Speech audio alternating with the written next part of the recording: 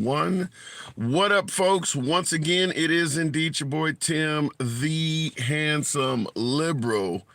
As you can see, this video has the has the audacious title of "Is Trump 100% innocent?" In other words, is the former president Donald J. Trump, is he 100% innocent? We're going to be going over literally a host of issues that he's facing. But make no mistake about it, a lot of folks do believe that what the former president, number 45, is going through is a witch hunt, that they're just simply weaponizing the system against President Trump in hopes that he will never, ever see the inside of the White House again. So right off the bat, we're going to be asking that question. Do you think that's true? Do you think they're actually weaponizing the system against Trump and that he is 100% innocent of every single charge he's facing? Or is he indeed guilty of some of this stuff? So that's what we're asking. Simple question today, certainly because the cases are ongoing. Many know that Alvin Bragg, the whole paying off a porn star, the hush money case, has been allowed to move forward. That is the case out of in relations to paying off Stormy Daniels' Wood campaign funds. Now, I understand a hell of a lot of folks think that's a bullshit case. You're entitled to have that opinion. But nevertheless, it is a actual crime on the books to misappropriate campaign funds. You cannot collect funds from potential voters and constituents hoping they're helping out your campaign to pay off a mistress. And that's what he is being charged with. Is he completely innocent of that? Or, as opposed to suggesting that President Trump may be innocent of all charges, do you believe it's more of a case of he's being charged for committing crimes that other people might not have been? Meaning that he is a criminal, but he should have been allowed to get away with it. So that's what we're going to be asking. Is Trump 100% innocent? Or is he being charged in cases where other folks may not have been charged? Looking in the comment section, it'll be hard to escape all 91 charges, says Siege. You're not the only one to believe that. A lot of folks do believe you're facing 91 potential felonies. Being acquitted or having them dropped is likely to be difficult. But that's what we're going to be talking about. As always, the program shall forever remain MAGA friendly. I understand MAGA are always my preferred guest. It's been that way since day one. It'll be that way for eternity. But liberals are welcome on the program as well. We give the same spiel every day. We don't block, ban, or censor anyone for their commentary. Grandma, thank you. We don't block, ban, or censor anyone for their commentary. And that is the way the show is always ran. So you're going to hear comments left of Bernie Sanders to I'm having dinner with QAnon without any obstruction, because the program is always about free speech. Thank you, Grandma. Shout out, starting it out early. So looking in the comments, who else did a Stormy Daniels type of payoff? Dakari, I'm assuming there's probably a host of other political candidates that have used campaign funds for things they should not have. In fact, I do believe Jesse Jackson Jr., obviously you know who Jesse Jackson is, but his son was a representative in Illinois and he went to jail for that, buying fancy watches and shit with the money. So a lot of politicians have done it. And some have likely gotten away with it, but all of them have not escaped charges. I mentioned Jesse Jackson Jr. because he went to jail for it.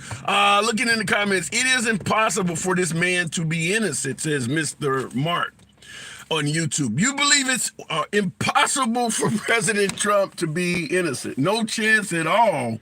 It could be a witch hunt, political, or a two-tier justice system. Fair enough. Going straight to the box. Is Trump an innocent man? Or perhaps is he being charged with crimes that someone else may have been allowed to skirt the law? Moo, the Tuxedo Cat, start the program off. Moo, good afternoon. What's up, man? What's going on? Not much. Is it a witch hunt? I mean, you know, which crime are we talking about here? That's the only witch, you know what I'm saying? Which crime? Well, let's start out with Letitia James in New York suggesting that Trump lied on tax documents, financial details. Do you think he actually lied? Because the banks are saying, look, the money, the loans he took out were paid back. We have no problem with him. Do you think he actually committed a crime there? He already admitted he lied. I don't need to wonder about it. He's already been in front of his followers saying that he cheats on his taxes and he takes any loopholes he can use. So no, he's already admitted that he does that kind of thing. He said he was smart because of that. But if you use a loophole, Moo, that's not a crime. If you don't want somebody doing this, change the law. Well, I mean, apparently it's more than the loopholes that he's using, right? But he's always talked about how he's loose and free with his taxes, right? So, yeah, I totally believe that he committed that crime, sure. Yeah. All right, so we'll go on to Alvin Bragg paying off Stormy Daniels with campaign funds. What say you? I mean, you know, he's going to get nailed for that too, probably. You know what I mean? So. Well, the individual testifying against him is likely going to be his former attorney, Michael Cohen, because he's the one that allegedly used the money from Trump to pay off. Do you see Michael Cohen, someone who has served time for perjury, do you think he's credible? Sure, because you use other criminals to catch other criminals all the time. It happens every day. It's probably happening right now. That's not a factor. That's something Trump told you to make you think that this is something abnormal. The law uses criminals to catch bigger criminals all the time. It's been happening since law enforcement started doing law enforcement. For some reason, Trump tries to abnormalize that kind of thing. Whereas that type of thing is every day. Okay. So in regards to him paying off a porn star with campaign funds, I'm going to assume there's not a MAGA on the planet that would even give a damn about him paying off the money as long as he can get back in office. With no one crying victim, is it wrong to pursue him and try to lock him up when really this is a victimless crime? I mean, I wouldn't say it's a victimless crime, right? Especially as far as Stormy Daniels goes. I mean, he's even sent people to intimidate her in front of her child. So no, I wouldn't say that there's any victimless crime here. You know what I mean? Plus, if you were using campaign money, that's money that your voters gave you in good faith, thinking you were going to use that to get elected, and you're banging people behind your wife's back instead. So you know what I mean? Yeah, you should go to jail. But do you think any of the folks that has donated money to President Trump, hoping that he's going to get this country back on track, do you think they want him to go to jail for misusing? I mean, you know, the idea is not your feelings, right? I don't care how MAGA feels. I don't think anybody should care how MAGA feels. What does the law say about it, right? I don't care about your fucking feelings. MAGA's all about feelings, man. I'm not with that, right? Wait, you're saying, you're saying, about it, right? Are you sure MAGA's about feelings? Isn't MAGA's one of their primary slogans, fuck your feelings? 100%. I feel that I am above the law. I feel I should be a dictator. I feel like was stolen from me. Mind you, the fucker has no evidence of anything he says. So yeah, it's all I feel, I think. You know, I don't care what you feel. I don't care what you think. You're an 80-year-old man. You know, you need to handle things. If you can't, it's not my job to feel sorry for you. You want to try and play the victim all the time? Yeah, there's a two-tier justice system. Ask any black guy walking down the street if there's a two-tier justice system. Yeah, you're catching the bad end of it now, dude. Oh, well, you're an 80-year-old man. I don't give a fuck if you got yourself in some trouble. Wow. All right, so we'll move it on one more. Jack Smith, in regards to the documents case, Trump being charged with obstruction of justice. Now, Trump is suggesting, listen, and we both know Biden seems to have gotten off, even though he has documents in his possession. So did Mike Pence. Is it wrong to go after Trump? I mean, be mad if you want to be mad. Like I said, you know, be mad if you want to be mad. Yeah, the justice system is fucked up. We all know that. Like, Trump didn't discover that the justice system is fucked up, right? We knew this already before Trump. Trump didn't just come along and open everybody's eyes and say, hey, guys, your justice system is all fucked up. We've seen criminals like Al Capone get away with things for years. We've seen O.J. Simpson get away with, you know, what he got away with. I get it. All kinds of shit. All right. So, but you're admitting the justice system is fucked up. So to some degree, so when you're admitting that the system is fucked up, maybe you're also suggesting that even though Trump ain't the first this happened to, it sounds like you're suggesting that maybe Trump shouldn't be charged. Here's the problem, right? Here's the problem. Trump very well may be right that some things about the justice system are fucked up. A sun shines on a dog's ass every now and then, right? But the thing is if you have a problem with the justice system, then you use the proper channels to get the law changed. You don't hire a bunch of fake electors, and you don't start an insurrection, and you don't try to steal an election because you don't like the law, right? You don't keep documents. You don't refuse to give them back because you feel you don't need to listen to the law, right? Yeah.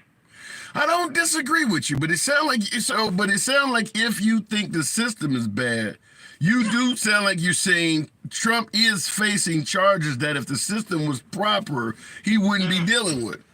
That's not what I'm saying, right? I said our justice system is fucked up. I didn't say what Trump did was okay. The dude's a damn criminal, right? He took documents. He's got them all over his house. Now he wants to pretend like he had them locked up. We already know he didn't. You know, his son-in-law got a bunch of money from the Middle Eastern guys, and everybody's just walking around like that's fine, right? And Lord knows what he had to do to get all that money. So, you know, the dude tried to steal our election. You know what I mean? MAGA's walking around here. They stole the election from us. Your boy had a bunch of fake electors lined up, right? Roger Stone's on videotape saying how they're going to do it. Then your homeboy starts a riot, just like Roger Stone did back in Florida for Gore, right? They've done this before. That was the test run, and that worked. That's where the Republicans actually stole an election. So Roger Stone, being one of Trump's very good friends, said, hey, we're going to do something similar again. And Roger Stone, being an electoral... But let me interrupt and ask you this, because you sound like you sound like you agree that Trump was involved in an insurrection. In the comments, Shields Group says, how can you have an insurrection without anyone being charged with an insurrection? So how? So you saw it on TV, right? They rushed the Capitol, fisticuffs, right? Trial by combat. All those dudes under Trump getting them all amped up. Don't think that wasn't planned, right? Trump's not going to be the one to get them amped up. He's going to be in part of the overall plan. He's the one used to get all these morons together, right? He's the glue. And then what they do is they let the underlings amp them all up, right? Get them all cuckoo and crazy, and then go rush the Capitol, right? While we send our fake electors to steal your election and try to get the vice president to stop the vote count, even though that's a ceremonial position and has no authority over the election whatsoever. But yeah, that's our plan. All right. We'll see how it comes out. You know how we got to do. Moo, appreciate you coming through. You have a good one, man. Absolute. Looking in the comments now, Moo has a strong opinion that is not favorable to Trump. We get it. We do want to hear from someone that has an opinion on the other side, because I'm curious, is Trump the victim of a witch hunt? The victim of a two-tier justice system? Or is it like what my last caller suggested, that Trump is just a criminal that can't stop committing crimes? What say you? So going back to the box, so there's a host of things we're going to end up going over in regards to what Trump is facing. For instance, Alvin Bragg, the hush money suggestion that the hush money paid to Stormy Daniels, that represents 34 of the counts that Trump is facing. That one case. And by the way, if the goal is to delay, that plan has been lost on Alvin Bragg in New York. That case begins March 25th. They're going to start seeking jurors on March 25th. So throughout April, that case should be underway. You'll certainly get a verdict in regards to the hush money to Stormy Daniels case before November. So that case is going to come to a conclusion, and because it is a crime, it could result in jail time or whatever comes along with it. So if the goal is to delay these cases, the Alvin Bragg hush money to Stormy Daniels case is not going to make it. Going back to the box, and I do appreciate you folks tapping the screen. Certainly my YouTube viewers as well, smash that like button. Happy Chick states that, yes, he is a victim of a two-tier justice system. Trump derangement syndrome. We often hear that. I've kind of started asking, is there a such thing as Taylor Swift derangement syndrome? Trump derangement syndrome is strong with this one. Going right back to the box, and I will say this in regards to Trump derangement syndrome. I don't quite understand how to diagnose what Trump derangement syndrome is, meaning that if I am a avid Trump supporter I wear my MAGA hat everywhere I go. Generally got on Trump apparel on my shirt, maybe even a picture of him painted on my car or his face tattooed on my back. Do I have Trump derangement syndrome? Or does Trump derangement syndrome solely apply to individuals who talk about Trump often, but in a negative stance? In other words, can you really like Trump and still have Trump derangement syndrome? I'd be curious to know. Going straight to the box, Hugh Souvenir. Tammy, thank you for the heart. Your generosity is absolutely appreciated. Thank you, Tammy. Men's means people are hypocrites, means they bring up Trump even when he has nothing to do with the situation. So is there a such thing as Hillary Clinton syndrome or Barack Obama syndrome or George Bush? That happens with all politicians, where people try to blame every damn thing on them. That's not something unique to Trump, because you have Biden derangement syndrome. Hugh, good afternoon. Good afternoon, sir. Good. Innocent or actually committing crimes and being charged with them when other folks may have not? Or do you think Trump is guilty of some of these crimes? There's a decent chance he is actually guilty of some of these crimes. That being said, none of these charges would actually stop him from running for office. So give me just your. We'll talk about that in regards to the crimes or the charges not stopping him from running. I get he's running right now with the charges in existence, but give me your opinion out of some of the charges that he's facing. What you think there's a chance he might be guilty of? I mean, probably paying off Stormy Daniels and maybe lying to the banks. But the thing is, like with lying to the banks, that's how businessmen do it. That's how every businessman does it, because they'll say their property is worth $20 million. The bank will come back with, now we only think it's worth $5 million, and then what ends up happening is, they get a loan for maybe 40 to 50% of what they were trying for. Yeah. So if you're saying that most businessmen lie like this. Remember when Trump was elected, we were talking about how much we needed a businessman to run this country. But now you're suggesting that all businessmen tend to lie in regards to finances. Now, when Trump gives us really positive accolades about his economy, how can you trust it if you're admitting that businessmen often lie about things that are financial? Heath, thank you for that galaxy. Wow. Thank you. I think that said Heath or Heather, but appreciate that. I certainly saw that. How can you trust Trump's information that he gives us in the public, his financial information, if you're willing to admit most business folks lie on their finances? Well, realistically speaking, I've never met an honest man that was rich. Damn. But at the same time, I've never gotten the job from a poor man. Okay.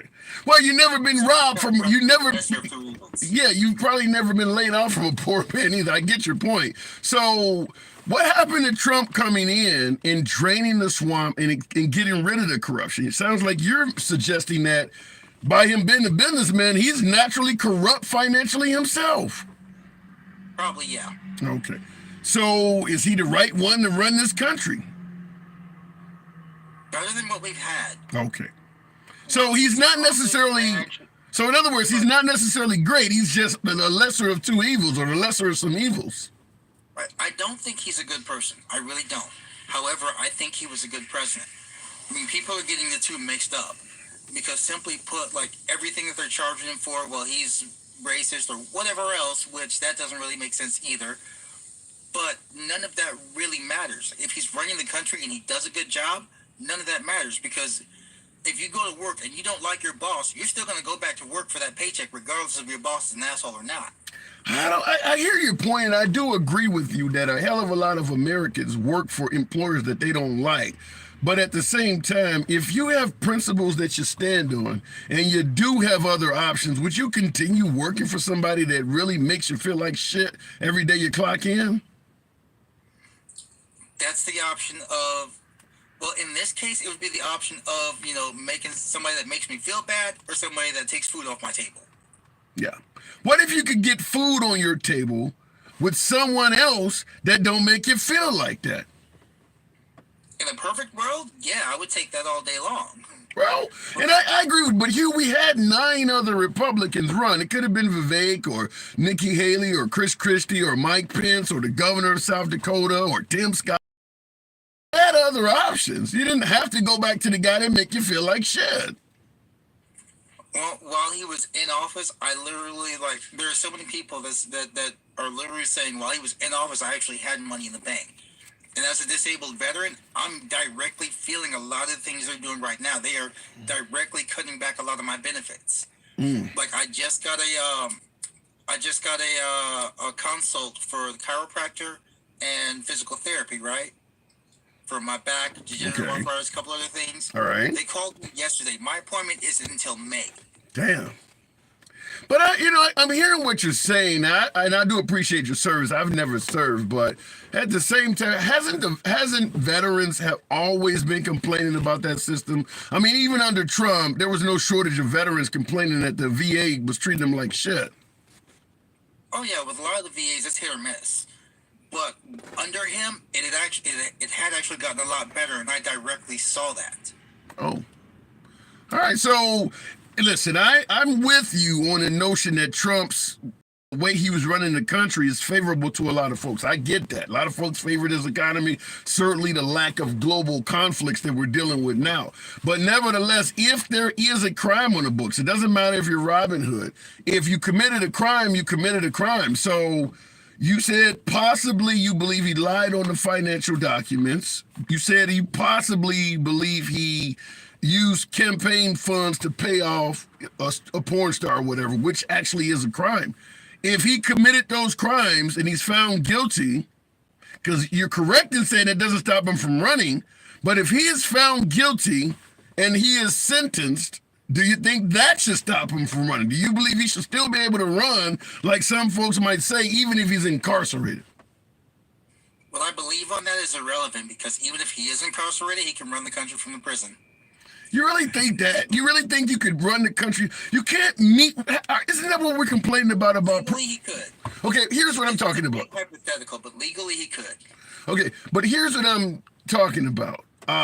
We talk about President Biden not going to the border that's out of control, or not going over to Palestine, Ohio with the train incident or what. If you're incarcerated, you can't go nowhere. That should disqualify you from running or being president altogether, should it not? You're in jail. It should, but it won't. Okay. Would you still vote for him if he was incarcerated? If my other option was Biden, yes. Wow. Wow. You think Biden is so ineffective that you think Trump in jail could do a better job? Yeah. I mean, because honestly, Trump is not the one that sit there and told me I'm not black if I don't know whether to vote for him or the other guy. He's not the one that literally said on camera, if it's legal, we do it. If it's not legal, we find a way to change the law. That's admitting being dirty in public. But when Trump says, I want a total and complete ban on all Muslims entering the country, how is that any less controversial than vote for me or you ain't black? Or you're a Mexican, so you can't oversee my court case simply because you're Mexican. How is that any different or any less harmful than vote for me or you ain't black? Well, I know people that were in Border Patrol, and it wasn't specifically a Muslim ban. It was a ban on certain countries. I'm going by what Trump, yeah, but that's not what Trump's actual quote, because I've been challenged on this numerous times. You can bring it right up on YouTube. He stated, I want a total and complete ban on Muslims entering the country. He didn't name any nations. He didn't name any regions. That is the quote, a total and complete ban on Muslims entering this country. All of the stuff you're saying, which he may have meant that, came later. But the actual quote was a total and complete ban on Muslims entering the country. And we could make up some kind of correct interpretation for vote for me or you ain't black. But that's not what came out of his mouth. Right, but everybody always says actions speak louder than words. If that was a quote and that's not what he did, I can live with that.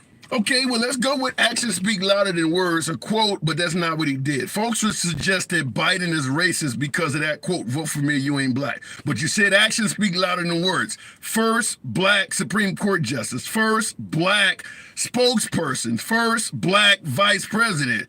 Is his actions speaking louder than words? I mean, if we're being honest about it, I don't care about black, white, whatever. All I care about is do they do the job. But you brought it up, though. But you brought it up. Let me just, I get that you don't care, but let me just make sure I get clarity. You said actions speak louder than words. So when folks say that Biden is racist for vote for me or you ain't black, which is his words, does his actions speak louder than those words in regards to all of the African Americans he's appointed? Now, side note, I didn't say that he was racist for that. Okay, then why'd you bring it up? What I will say about that is he says a lot of things like that are just so far off kilter that, I'd vote for my dog before I voted for him. All right, fair enough. You drive a hard bargain, I get it, but what you do see Trump, or better yet, Biden appointing all these African Americans? Do you see that as I want to say overrange in regards to vote for me, you ain't black? You said actions speak louder than words. Do those actions mean anything in regards to the words you just mentioned? If the people are qualified, those actions do mean something. Okay. Is any of the black folks that he appointed, you saying they're not, are you saying that, I can't, what is her name? I can't think of the woman's name that's on the Supreme Court. Are you saying she's not qualified? The African American woman he appointed? I didn't actually look into her, so I can't speak on that. Okay. Vice President Kamala Harris, is she not qualified? No. Okay, why do you say she's not qualified? First thing they did was put her in charge of the border. You see how that went. Okay, fair enough. Now, we almost hung the last guy that had her position. Did you think he was qualified? Before then, I didn't even care enough to actually look into it, so I don't know. Okay, so you don't know if Mike Pence was qualified? No. If I'm being completely honest, I got into politics because I'm retired and I got bored. And okay, that's interesting. Everyone brought up more questions than answers because it seems like all they do is give us enough information to pick a side and be at each other's throats while all of our politicians, they get into office and they might have, 50, 60, maybe a couple 100,000 in the bank, but all of a sudden they turn into multimillionaires after they take office. Yeah. Well, listen. I see all these people, they point at Trump and Biden, but like that's short-sighted. Presidents are like Pop-Tarts. They're in for a few years and then they're gone. Yeah. It's our career politicians who most of them couldn't even serve in the military because of their record. But those are the people running our country. That's where my problem is. All right, well stated. Appreciate you coming through. I do have to move it on, Hugh. Thank you. All right. Hey, I'll leave you with one last thing. Sure. People keep saying January 6th was an insurrection. Okay. An insurrection is the act of overthrowing the government, right? The insurrection it could be the attempt. You can rob a bank without getting any money out of there. You don't have to succeed. Okay, so during the time of this insurrection, Trump was the sitting president, so he was trying to overthrow himself? No, he was on his way out, and he was trying to overthrow the process that was going to put him out of the White House. All right, fair enough. Okay. But people are still going to jail for election fraud on that one, though. What do you mean going to jail for election fraud? Well, like, I literally know somebody who got a ballot in the mail for their dog. Oh, well, listen, that's something I bring up all the time in regards to election fraud. The problem is Trump makes it sound like he won the election because of all this Democratic cheating. What he don't bring up is all the Republican fake electors. He don't bring up that he's done his recounts and some of his own third-party organizations that he hired told him he lost. He's only bringing up the fact that there is some cheating on the left side of the aisle. He's ignoring all of the cheating, documented guilty pleas that's happening on the right. So when we talk to folks who favor Trump, none of that comes up. So considering there's cheating on both sides, I don't see the avenue where Trump can claim he won by a landslide. I doubt he won by a landslide. Honestly, it's questionable that he actually won and it was just stolen. Because simply put, I do believe that a lot of the country was programmed to work on their feelings, and Trump hurts everybody's feelings. Yeah. All right. So there's a good chance he lost because he's an asshole. It's a good chance you're right. Appreciate it. Come on back through anytime. You have a go. You too. All right, looking in the comments, laughing my ass off. What does that say? Get this guy out here. Why do we want to? We don't remove guests because you don't agree with their opinion. I always make it clear the program is ran on free speech, whether you're on the left side of the aisle or the right side of the aisle. You don't have to agree with the host. Nobody gives a damn if you have a difference of opinion with yours truly. You still will be allowed to speak, because that is the way the program is ran, simply on free speech. By the way, tap the screen. Get your boy up to 30,000. My TikTok users, over nearly 800 of you in here. And certainly for those who are on YouTube, feel free to smash that like button. Submit a subscription if you should, or if you could. Looking in the comments, Trump won the election, stole Jerusalem, and left. He did this. He did his purpose. He was put in that position. Wasn't he elected? When you start saying he won the election and stole Jerusalem, elaborate on that. It almost sounds like you're saying he was ordained by a higher authority or something. I'd be curious to see that. That came on YouTube. Real quick, before we move it on, sorry for mispronouncing. I didn't see that. Angela just called me the N-word. Oh my God. You guys be kind in the comment section. Understand, even though I do not personally believe in blocking, banning, or censoring any damn body, there is a YouTube and TikTok God out there that can get you for it nonetheless. So going back to the box, we'll go straight to electromagnetic. It's an interesting name. Trump an innocent man, or is he actually guilty of some of this stuff, or is it possible that he may be being charged with crimes that others could have got away with? Electromagnetic. Good afternoon.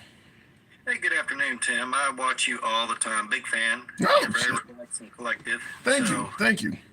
Makes me a big fan of yours. Appreciate it. Well, I'm certainly a fan of yours. You're here with me now. Thank you. Is Trump an innocent man? Well, there's so many hoaxes going on. I think it's a split. And how can you catch somebody when they keep nailing him with stuff left and right? You won't know what's coming or going, what's real or fake. There's a lot of that stuff going on. I think he's actually trying to improve America. That's what he believes in. He follows God. Well, let me interrupt by saying this. I grew up on the south side of Chicago. We had drug dealers that would give kids money, buy food off the ice cream truck. Hell, you got drug dealers that hand out turkeys. You could be trying to make the block good while still committing a crime, is what I'm saying. Just because he's trying to make the country good, in your opinion, does not mean he's not breaking federal laws and some state laws. So is he a criminal despite what he's doing for the country? That is a very interesting subject. And does that make him a good person or a bad person? Makes him a criminal. You can be a good criminal. Hell, Morgan Freeman in Shawshank Redemption was a great criminal, but he was a criminal. The only guilty man in Shawshank. I mean, you can be criminal and good. It seems to be a double standard. Like even the classified documents that Biden had, that they completely dropped the case because he wasn't mentally fit. Well, he had those records forever. I think he should be held just as liable as Trump. Okay. But that individual that did the investigation on Biden was a Trump appointee. That was not a liberal. You notice you don't hear that coming from the right. The liberals let him get away. No, that was a Trump appointee that gave you that statement that Biden was some bumbling old man that didn't know enough to charge him with. That was a Trump appointee. If Biden was guilty, don't you think he would have charged him with a crime? I think he was probably looking at it on the ethical end. Like if somebody goes out and commits murder because they're not sane, does that make them guilty or innocent? It makes them insane. I mean, that's exactly what's going on. I mean, I think really, I don't know. They're so connected. It ain't even funny. Trump's the only oddball out of there. He did improve a lot of stuff, so I can't say anything bad about it. But wait a minute. Let me just clear this up.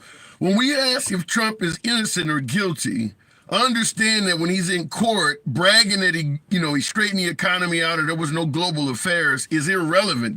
The topic is, did he commit crimes? He like I mentioned, the drug dealer handing out turkeys and buying kids. He may have done some great things, but he is in court for whether or not he committed a crime. Bringing all this other stuff up is irrelevant to the case. So what I'm asking is, do you think, let's take with Stormy Daniels. Do you think he actually paid her off with campaign funds, as his lawyer of 20 years, Michael Cohen, testified? Yes, sir. I think he was. She was definitely paid off. But you know, some of these women go after billionaires anyway, after money. And then the thing is, did he have direct knowledge or secondhand knowledge that had taken place? In other words, did his attorney just take forth effort to quieten her down while they go ahead and pass the election to go ahead and pay her, which he may not have been aware of? You know, it's. I don't think there's any evidence like there was on Bill Clinton. But here's the. By the way, yeah, thank you, Stefan, for the hat and mustache. Now. And I gotta give accolades. I don't get the gifts often, so I definitely appreciate that shit. Helps the program run. But let me say this in regards to what you talked about, whether Trump may have known or not. I think the problem is when we're looking at Trump, whether he's innocent or not, he sprinkles in a lot of things that are not true to hurt his credibility, such as the Stormy Daniels case. He originally testified he didn't even know who she was. Then all of a sudden, pictures start coming out showing that he was with her, and then his whole tune, I mean, she's describing his genitalia, for God's sakes. So then the whole thing comes out, okay, well, now he has admit that he was with her, but then he go, well, but we didn't pay her off. So his own credibility starts to be shot because we can show you're lying about some things. So that's what I'm saying. Is it possible that he actually did know that he was using campaign funds to pay her off? Absolutely. Okay. If he is shown or found guilty in court of committing that crime, do you think he should do any time or be sentenced for that? It is a violation of the law. It is. And how do you handle something like that? I mean, any other person would go to prison for the, misuse of funds. Some have. Some, Yeah. I mentioned Jesse Jackson Jr., Jesse Jackson's son in Illinois. As a congressman, he misappropriated campaign funds and he went to prison for it. So should Trump serve time? Two-tier justice system? If one guy can go to jail, shouldn't Trump be facing jail time? Yeah, that's one of the things I was mentioning about Biden. I mean, it's a double standard, double sword edge out there. And I think he is the less of the evils that we have to worry about, considering the stuff I see in the background. You know, they need to do a major audit on these people and find out where their money's coming from. Yeah, but then I have to ask this question. If Trump was the businessman that was going to go to D.C. to drain the swamp and get away from corruption, why is he being found to be involved in so much of it? Wasn't he supposed to be the anti-corrupt guy?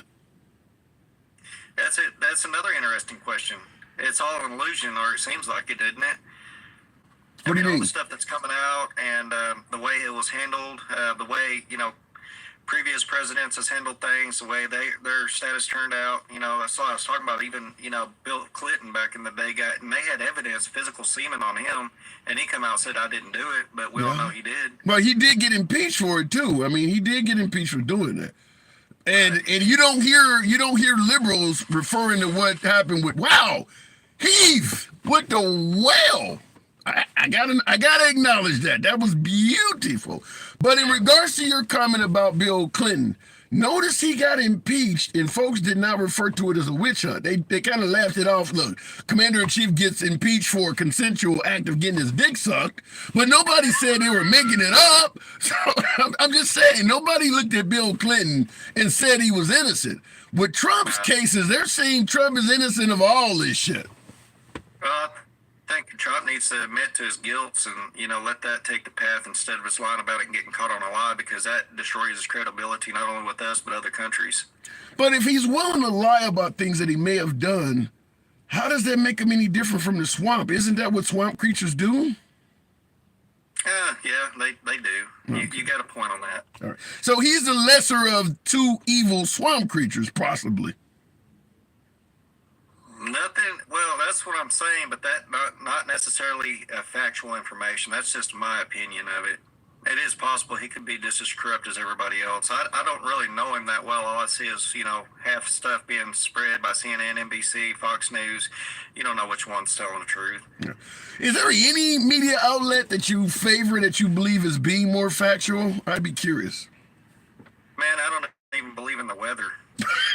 All right, I can't beat that. You gave me nowhere to go. Very good answer. I got to move it on, though. Yeah, that's good, man. Thank you so much for having me on here, Tim. You're a good guy. I appreciate you. 100%. My sentiments exactly. All right, looking in the, I don't even believe the weather. I heard that. I heard that. Looking in the comments. Wow. At this point, Marilyn Manson would be a better president than the clown we have in the office now. Yikes. Yikes. But by the way, even if President Biden is a bungling, ineffective president in your humble opinion, it's a difference between being inefficient and being a criminal. Because as I pointed out, you can be a very effective criminal. You can be a guy really doing well for the country and committing crimes at the same time. Or as in the case of our founding fathers, oppressing a large portion of the country while being remembered historically as one of the greats. So just because you're running the country properly doesn't excuse you from what's morally and criminally right. Looking in the comments, by the way, tap the screen. Get your boy on up to 40,000, 800 plus of you in here. Looking on YouTube, say your favorite color for the video. That indeed counts as trolling. Day with the confetti. Appreciate it. Much love. We are stuck with criminals. Nothing changed, says Louis. That's terrible. Trump promised us that he was going to get rid of corruption, that he was going to name names and drain the swamp. Now, when Trump is being charged, the common response is they did it too. We wanted Shaggy. Heath with the choo-choo. Shit, looked really good. Thank you. The common response for Trump is, well, they did it too. Like my last caller brought up Bill Clinton committing crimes, or better yet, misappropriating things like that. To deal with an intern, whatever the case may be. But the point I'm saying is this: as opposed to they did it too, we thought we were electing Shaggy. It wasn't me. You don't hear Trump saying that with confidence. What happened to he was supposed to drain the swamp and not get involved in all the things he's being charged with? Where is the folks who believe Trump is 100% innocent? As opposed to, well, why are you charging me when you let your old boy get away with it? That's not what we were supposed to have when you were draining the swamp. Going back to the box, Heath, thank you for all of that generosity, by the way. Wow, I'm stoked by that. Going back to the box, Patrick Brunet, I believe, or Bruvet, I can't pronounce that last name, but Patrick, good afternoon. Bob Burris, how do you get on the talk? In the bottom left corner, there should be a couple avatars or something you push, and that'll bring you on. Patrick, good afternoon. Hello. How you doing? I'm doing good, doing very well. Good to have you on. Trump, is he an innocent man? Goodness, no. Goodness, no. What is he guilty of? All right, what isn't he guilty of? My goodness. I feel like people have such a hard time criticizing this man subjectively, especially people on the right will make every single excuse they can for Donald Trump. And every time you put it to them, they go, oh, that is a good question. That is a good question. It's like, no, the guy, let's start TTA. Let's start in the beginning, and we can go point by point here. So back in 2016, we want to talk about election integrity and stealing elections, and it's probably the most criminal thing he's done since his presidency. Back in 2016, before he even went to campaign against Hillary Clinton, he was saying that our elections were fraudulent. He was saying he was trying to undermine faith in the American election process. But wait a minute, you got everybody from Al Gore to Stacey Abrams. A lot of liberals say the election is not held properly too. What did he do this wrong? Oh, I believe that there are areas and issues here and there. But here's an even better example. So back in the early 2000s, when Donald Trump's show lost an Emmy to The Amazing Race. Yeah. He said it was rigged. He said it was rigged. He said it was rigged. It was fraudulent. It was rigged, right? Yeah, he did say that. This man can't handle losing. He can't handle losing. It goes against his brand. So if he lost, then surely it must be rigged. It must be stolen. He said the 2016 election was going to be stolen. He won, therefore it wasn't stolen. Then in 2020, he loses the election. Oh, now it's stolen again. What did he do that was criminal? He started calling up governors, begging for extra votes. He started trying to throw together a scheme of fake electors to go and submit their own numbers. But there's two things. First of all, let me interrupt you. I'll let you continue, but I'm going to push back from two areas. First, you said he started calling up governors asking for other, I'm assuming you meaning Governor Kemp, find me 11,000 votes. At the end of the day, if you believe you won that state, simply making a phone call, I know you got to have at least 11,000 more votes than you've counted so far. I'm sure I won that state. How is that a crime? Find me 11,000. That alone, that conversation alone, you're telling me you think that's criminal? This is where I believe the criminality comes from, all right? We do have a justice system in America. Donald Trump exhausted all of his resources in every swing state that he could. True. Battling in court over like 140 some cases of litigation where his lawyers said, these are our numbers on the vote. And then the state said, well, these are our numbers on the vote. We just don't understand why you're getting there. Nothing criminal about it. If you want to go through the legal process to prove something, then that's perfectly fine. It's when you go above and beyond the law, which Donald Trump seems to have no problem doing.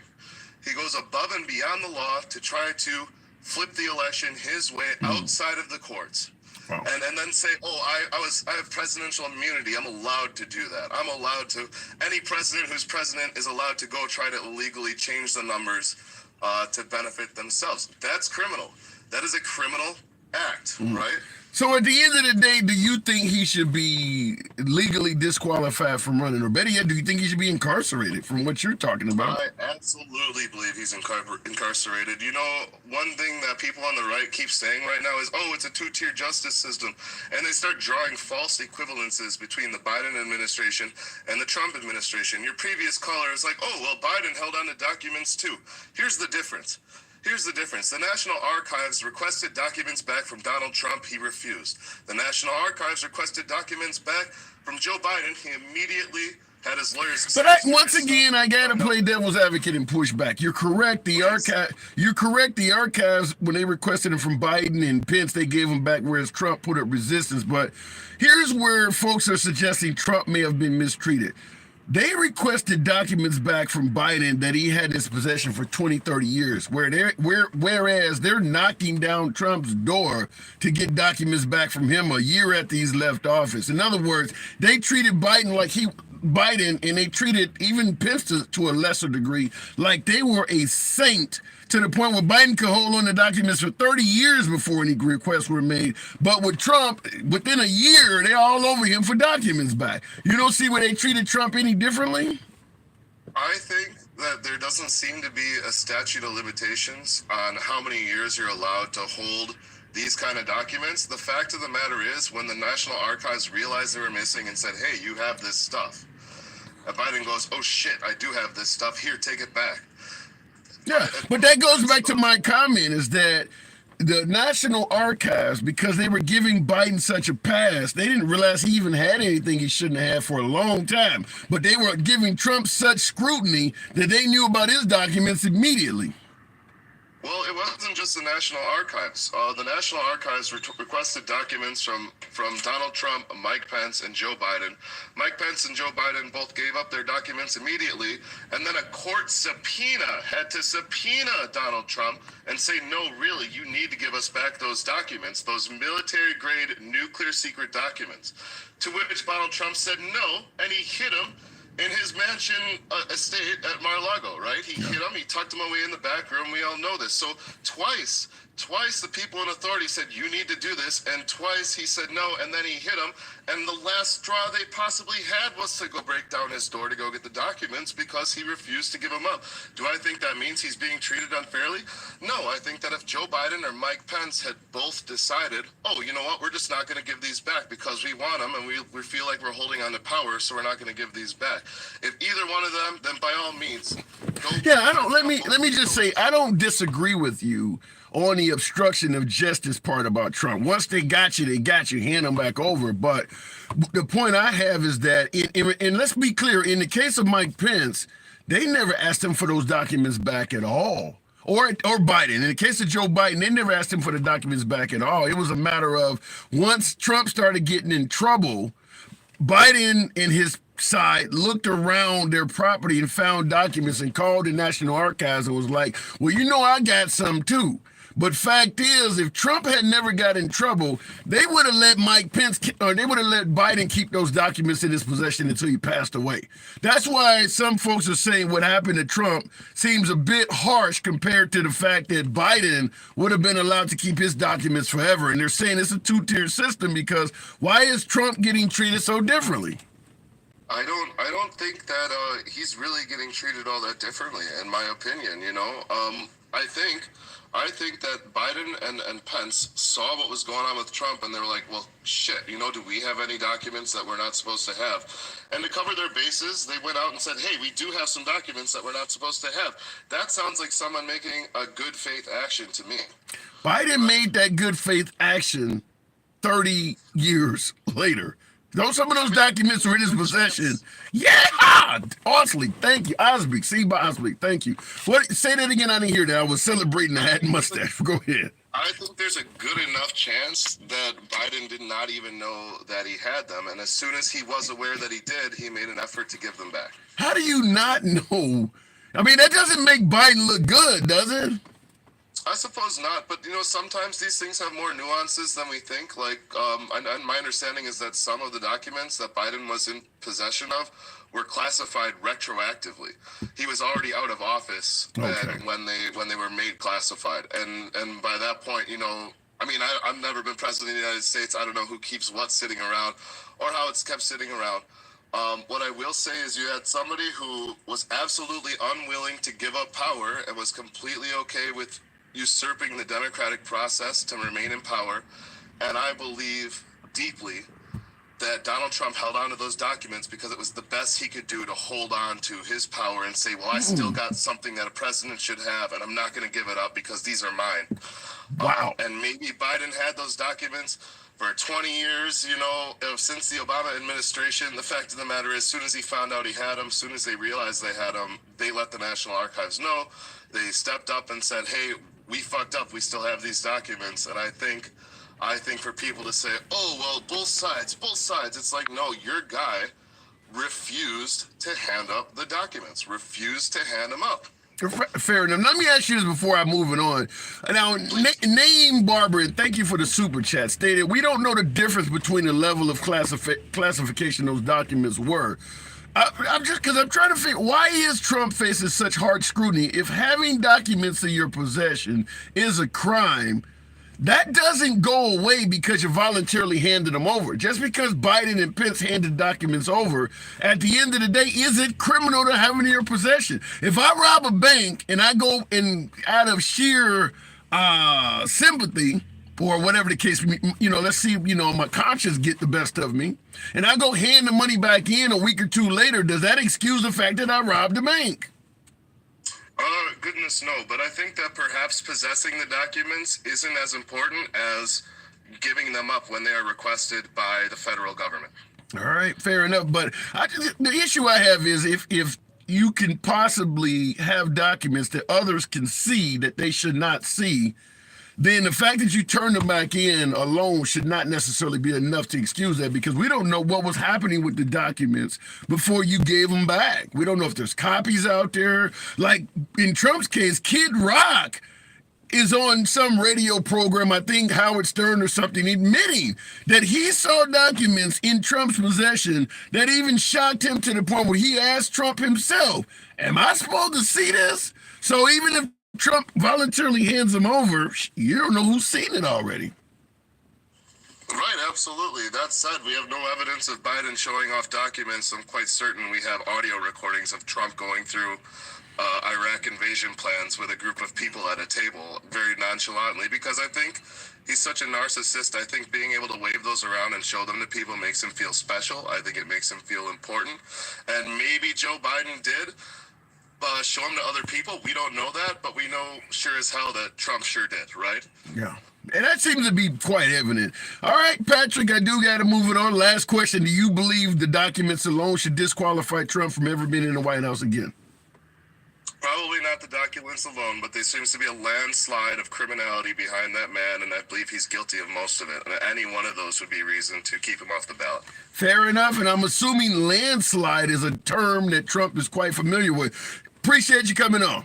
All right, Thanks for moving. having me, dude. You too. Appreciate it. Thank you. Moving the program on. By the way, tap the screen. 900 plus in here. Certainly could get your boy up to 50,000 if you let your thumbs not be lazy. And for those folks who are on YouTube, appreciate you guys tuned in as well. Smash that like button. If you enjoy civilized dialogue from both sides of the aisle, without any issue of the host trying to block, ban, or censor you because you have a difference of opinion, you're in the right place. Follow the program, smash the subscribe button, because that's what we do here. The program is all about free speech. Never any attempt to try to dictate how you should think. It's all about hearing what you have to say.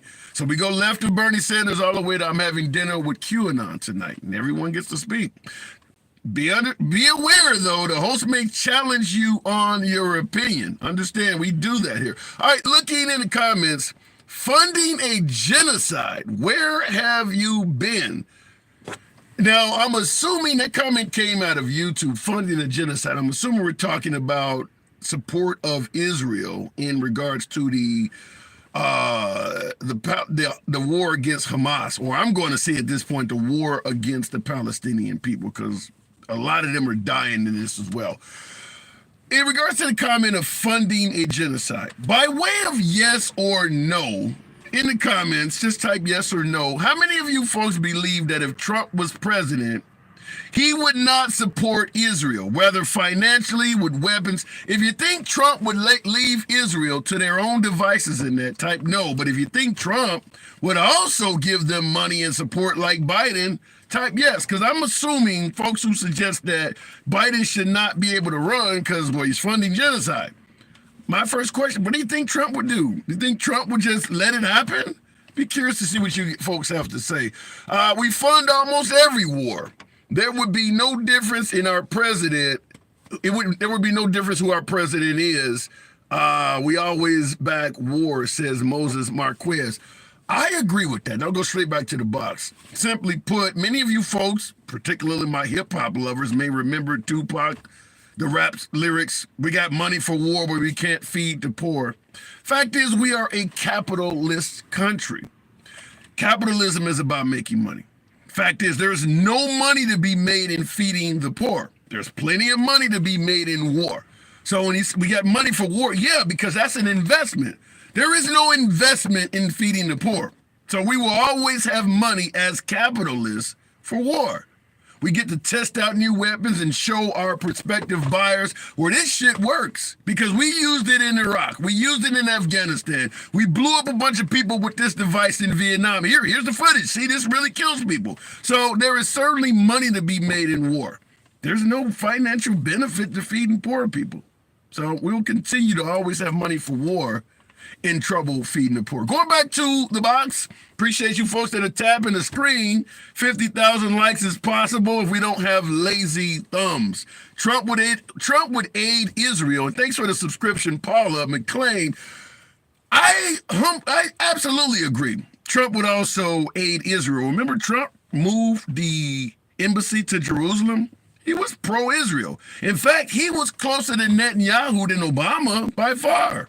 So, yeah, I believe Trump would be involved in that. Going back to the box, Red, is that supposed to be Raekwon, the chef from Wu-Tang? I don't know if that's like I said, Red Juan.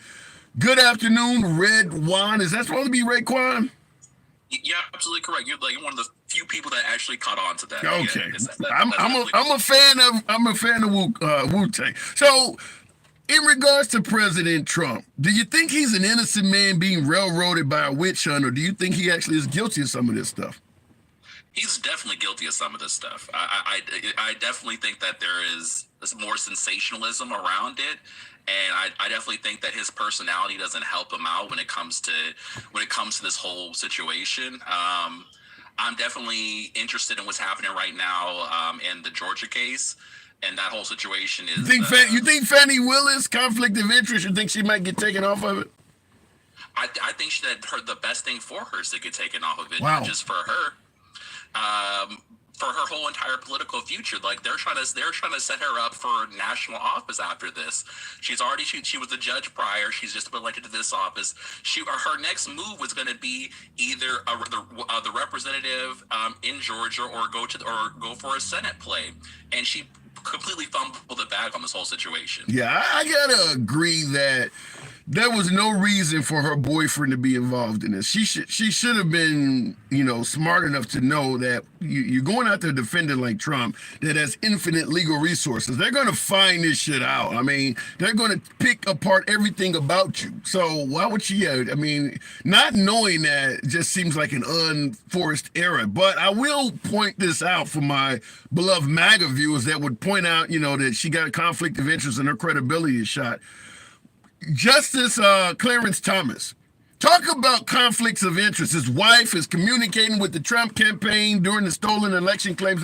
You don't hear folks on the right talking about Clarence Thomas, the Chief Justice on the Supreme Court. So I don't get folks suggesting that, Fani Willis needs to be taken down because she's corrupt or whatever, and then the same folks are favoring Clarence Thomas because he has done or been involved in what Fani Willis is in, probably to the umpteenth power. Host of trips from donors and right-wing folks and everything. You don't see any two-tier judging there? I completely agree with you, but I'm on the left. I think I know. I think that Clarence Thomas should be held to the same exact account. I think what he has done over the course of his 30, 40 years that he's been on the bench is completely disgraceful, in my personal opinion. I think that a lot of his decision making, if you go back on the track record, especially looking at the decisions, his decisions, and the money that's being funneled his way is completely outrageous. Yeah. I think they should have a big, huge ethics investigation into him as well. My whole situation with Fani is, like, I watched the testimony yesterday. I watched both the special prosecutor's testimony, and it, like, just from a person, I'm not a lawyer, but as a lay person looking at this, you're like, there's no situation where you're gonna sit here and tell me, okay, I bought tickets, we went on vacation together, and she paid me back in cash. I didn't deposit the money. It looks bad. I get it. It looks bad. It really looks bad. I didn't deposit the money. There's no situation, there's no receipt, there's no nothing. And when you ask her the same exact question, she's like, oh, I have this huge stash of cash that's just been piling up for years, but I'm a single black woman, but I'm living by myself, and I'm having death threats. And people are calling me, but I'm sitting on $500,000 in my house. I gotta say it looks bad, but that doesn't mean just a little bit of a defense of Fani Willis, even though what she's doing hurts her credibility. That doesn't make Trump an innocent guy. You can have two bad people simultaneously. Absolutely. I don't think that this takes away from the credibility of the case. I think the whole thing is that you can't have you're trying the biggest case, not just in the history of your county, but the history of this country. Yeah. You should make sure that every single thing is above board, and you know that you're going to be scrutinized. Yeah. It kind of reminds me of the O.J. Simpson case where Johnny Cochran was able to go back in time and find where, I think it was Mark Furr or whatever the cop's name was, had used the N-word on the radio station 15 years ago. And it's one of those cases, if you're not squeaky clean and you're going up against somebody with infinite resources, they're going to find out what skeletons are in your closet. And in this case, because it was kind of upfront that these two are linked together, and not to mention she had beef with other people in her office, such as the guy she was sleeping with, his wife, is part of the process of blowing this wide open. I don't understand how she didn't know ahead of time. You should be completely, separate of what I'm doing here because they're going to bring stuff up. How she didn't realize that makes no sense at all. It makes no sense. And my whole thing is that because you knew how big the situation was, why not disclose? You're having a relationship that is a 2-year-long relationship, and you're sitting here saying that during that whole entire 2-year period, it never dawned on you to be like, hey, let's go and report this so we can make sure that we're on the up and up. Let's go ahead and make sure that when this thing, if it does come out in the open, that we have documentation that shows, hey, everything that we did was been above board. And though, like, you're sitting, like, I'm sorry, like, you're talking like a drug dealer, in my opinion. Like, you're saying, oh, you moved everything in cash. You're like, there's no records of nothing. Like, if you believe that your relationship is, everything you're doing is right, why would you do things in a shady manner? I definitely think it left her exposed. But you started out by saying you did think Trump potentially committed crimes. Lino on YouTube, I want you to give me your take on why someone would say this. Lino on YouTube says Trump is innocent and will be exonerated and vindicated of everything. Why do you think somebody see it that way? 91 charges, going to be vindicated of all 91 charges. I think that, you know, the culture war has gotten to the pinnacle where people identify with Trump and feeling like their voices are not being heard, and Trump has this rhetoric and this thing is that everyone's against him, and a lot of people in this country feel like that the system, that the culture, that everything that they have grown up in is being attacked, that it's not being valued, their traditional values are not being respected, and this is the first time in our history where we've been in a situation where the traditional values are more mocked than they are like appreciated, where everyone everyone wants to be different, everyone wants to have a different lifestyle, and everyone wants to have their lifestyle respected while discounting and dismissing people who want to live a more traditional lifestyle. I think you're singing the praises of replacement theory. That's what folks are worried about, is that the traditional America is being lost. Certainly with so many folks coming in the country right now, bringing different languages and cultures along with them. You're actually, even though you lean left, you're singing the praises of replacement theory. I do got to move it on, though, Raekwon. Red one. Appreciate you coming on. All right, thank you. Absolute. All right, looking in the comments, in the end, it's all irrelevant to the case. I do agree with that, and I've been stating that a lot of times when you bring up what Trump is being charged with, folks instantly go to, but he was a great commander-in-chief. He was doing what it took to keep this country on track. Perhaps that's the way you feel. There's legitimate reasons to support Trump. I get it. A lot of folks like his economy, the cheap gas, lack of global conflicts, etc. But at the end of the day, if he's in court being charged with obstruction of justice in regards to holding on to documents or paying off a porn star with campaign funds, how he managed the country is indeed irrelevant. That's not what the case is about. That, to some degree, is why Trump has consistently been at odds with all of the judges in his case. Because Trump wants to go to court and often reference and debate things that the case has nothing to do with the case. Such as, this is a weaponized justice system being done so by President Biden. You're not here for that. In the E. Jean Carroll case, for instance, first holding him liable for potentially assaulting her, and then later on for defamation. And he's in there talking about Biden, and none of that is relevant to what's going on here. So when the judge silenced him, a lot of my beloved MAGA, a lot of folks that favor Trump, well, they won't let him speak. That's not how court works. You can't just get in there and hold a campaign rally. No one can do that. But he wanted to. Looking in the comments, the house of cards are falling. A lot of folks agree with you. Trump is being witch hunted like we more a communist country. I'll go back to the box, but I will say this, even though I tend to lean left, I do believe that some of the charges or the pursuit of Trump is politically biased as well. I do believe there is some politics at play. However, I often give the example, if I get pulled over for speeding and start talking shit to the police, I may end up with tickets for my license plate light is out. Big Bert, 2-on-1 with the gun. Thank you. Thank you very much. Appreciate it. Get pulled over for speeding, start talking shit to the cops, calling them a pig, or you're just getting a quota, saying all kinds of negative things to the police. Now all of a sudden, instead of just a speeding ticket, they gave me a ticket because my tire tread was low. My license plate light was not working. They start going around the car, finding other shit. The tints are too dark. Those are actual violations. But the tickets are politically based. I would have only walked away or drove away with a speeding ticket if I didn't run my damn mouth. But the tickets they actually gave me are legitimate. They're legitimate violations that I would have got a pass on, but I kept talking shit. So when I say that some of the cases against Trump are politically biased, I do believe that. And it's because he is a guy that operates on a fuck your feelings mantra, and he's constantly attacking folks personally. Think if you get pulled over by a cop that's overweight and you start talking about how fat he is and things like that, you don't think there may be some political tickets coming your way? That's how it works, folks.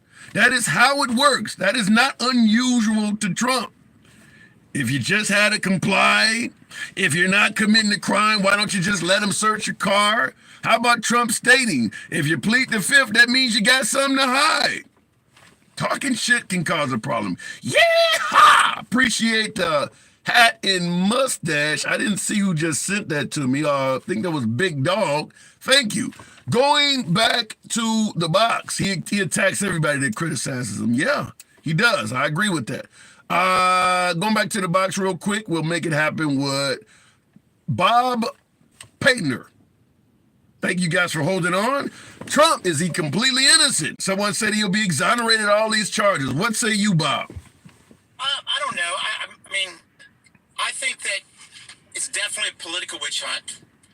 I think that some of the things that the courts are doing, like the Jean Carroll deal, is, you know, they went back and changed the whole law just so she could take him to court.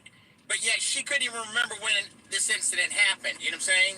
Yeah, but I'll just counter that by saying Trump stated he had never met the woman, and then he started saying that she wasn't even his type, meaning there's no way I would have saw the woman that I'm not even attracted to. But then when shown pictures of her, thought he was looking at his ex-wife.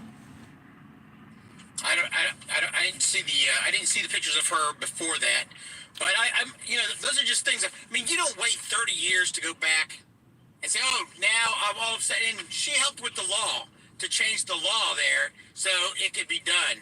So, I mean, that definitely has a political, when the whole state of New York says, okay, let's just change this law so we can take Trump down. You know, But wait a minute. I think Bill Cosby or Sean Puffy Combs, a.k.a. Puff Daddy, would disagree with you. That law took down more than just Trump. Other folks fell victim to that law as well. Well, I mean, and again, if you rape somebody, that you should go to jail. I mean, there's no question about that. I'm not saying you don't abuse people, but you don't wait 30 years. I mean, come on, where's her evidence? She didn't have any evidence.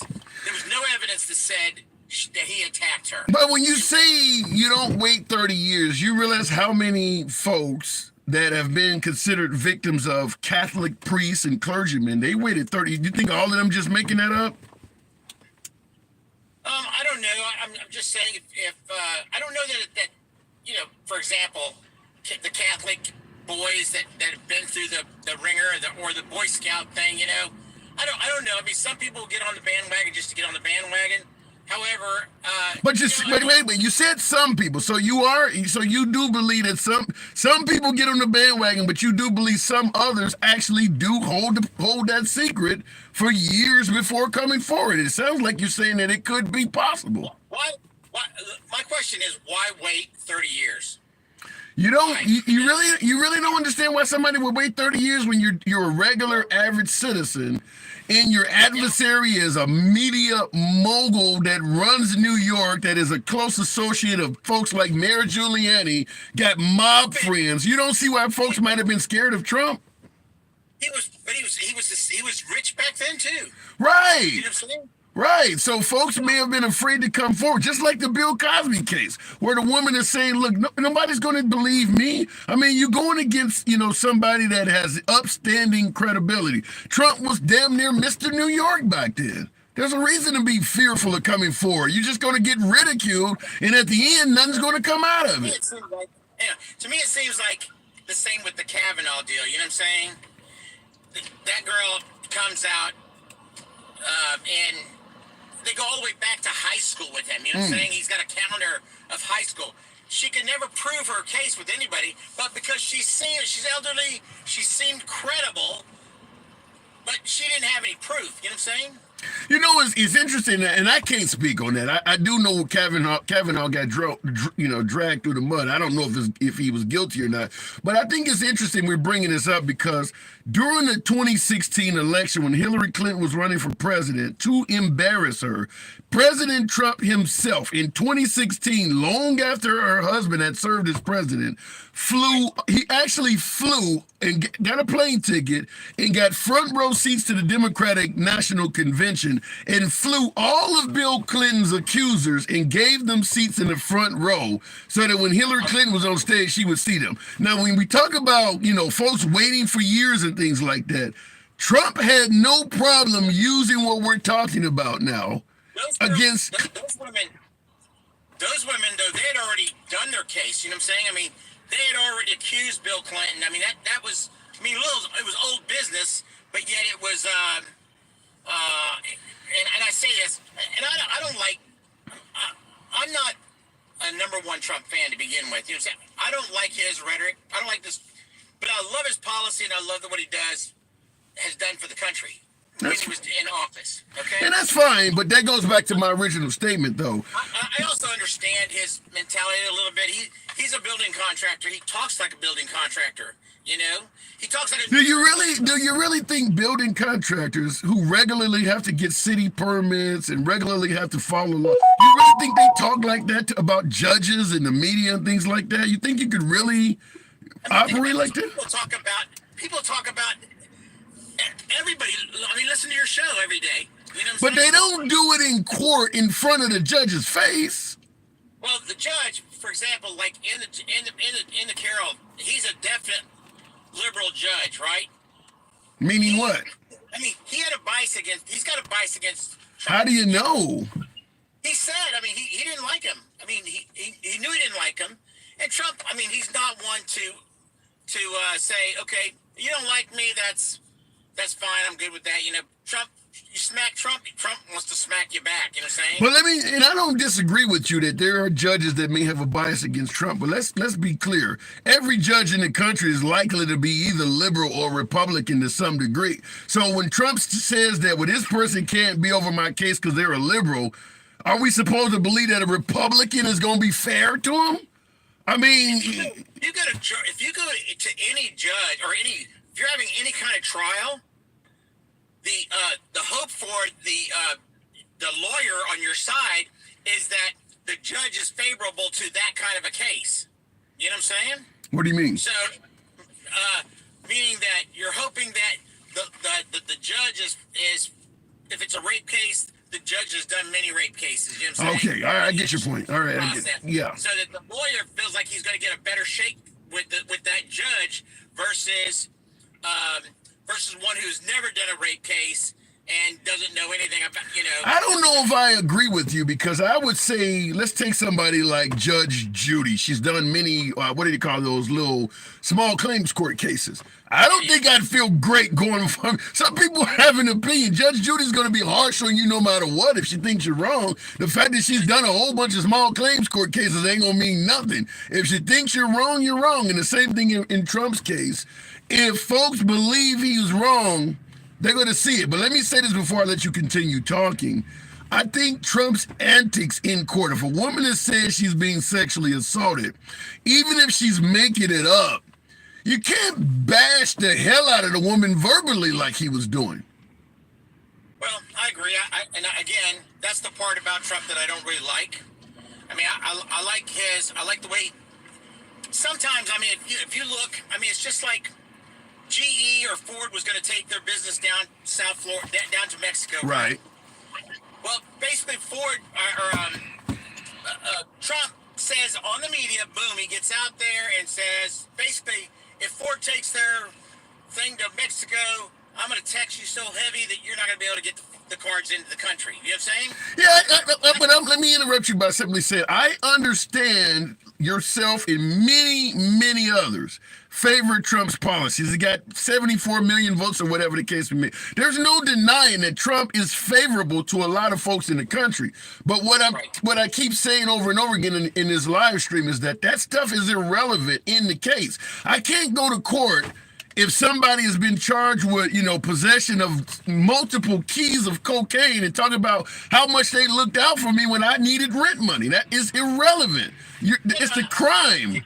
It's the. I think that all of these cases have been, because they're so out there. You know what I'm saying? I mean, Fannie Willis got her job saying that she was going to prosecute Trump from the beginning. What's so unique about that? Trump, let me give you two examples. With the judge that sentenced O.J. Simpson to 9 years in prison in Nevada, where everybody believed that was punishment for what happened in California with Nicole Brown, she ran seeking to be judge in Nevada on the grounds that if she won, she would punish O.J. Simpson. President Trump, when he was running for president, he led everybody to believe if he got elected, he would punish Hillary Clinton. So Fannie Willis runs on the grounds that she'll punish Trump and is wrong. How does that work? Well, I mean, I think the way she's went about it, first of all, is wrong. I don't think she's got a case to begin with, but nevertheless, Bob, they've already pled guilty. She's going with a RICO case, not just against Trump, but several other folks like Sidney Powell, his own lawyer, Mark Meadows, his own they've already pled guilty. Mark Meadows took immunity. You said she don't have a case. They're already pleading to it. Yeah, I don't know. It doesn't make sense to me. For what I hear, that's happened. But Trump, again, Trump is in a different position than they are. Okay.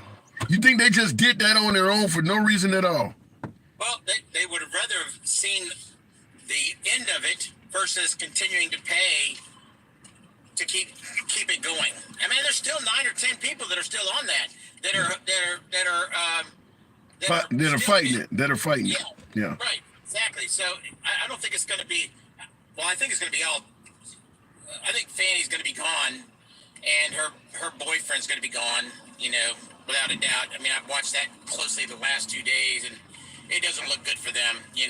All right. The only one that's saying that, in my opinion, she exposed herself in one of the dumbest ways possible. But I do got to move it on, Bob. We'll see about that. I agree with you somewhat that some of these cases may have politics at play, but at the end of the day, I do believe they're just not making all this stuff up against Trump either. So we'll see how it goes. I do want to say one thing about the Biden documents that he had for 30 years. I mean, he had him at the university that he was doing, at the University of Pennsylvania. It was open to everybody. You know what I'm saying? The documents he had in his garage, sitting by his Corvette, you can see. I mean, it was just paper stacked everywhere. It wasn't locked. I mean, what Trump had was locked at Mark and had a Secret Service. But why wouldn't he give them back? Why wouldn't he give them back when asked? He was negotiating with them. That ain't what you. Wait. You don't. If the cops. Hold on. If the cops tell you got to hand some, you don't negotiate. How many folks have gotten shot because they tried to negotiate with the cop that asked them to step out of the car? You don't get to negotiate. From his perspective, he declassified them because he was the president when he took them. Okay. And so if they're declassified, then what's the problem? So you know what I'm saying? So when he told Hannity that you could actually think documents into declassification, so you do believe that's accurate? I don't know that you can think documents. Then why would he say it? Then why would he say that, Bob? Well, again, that's part of Trump's personality and his rhetoric. I mean, he's very good at being in the news. You know what I'm saying? Well, then don't complain when you're in the news. Don't complain. Like we talk about Trump derangement syndrome all the time, and then we admit, well, Trump likes people to talk about him. Then don't complain when people are talking about you if you're deliberately trying to act a fool. I got to move it on. I'll give you the last word. Okay.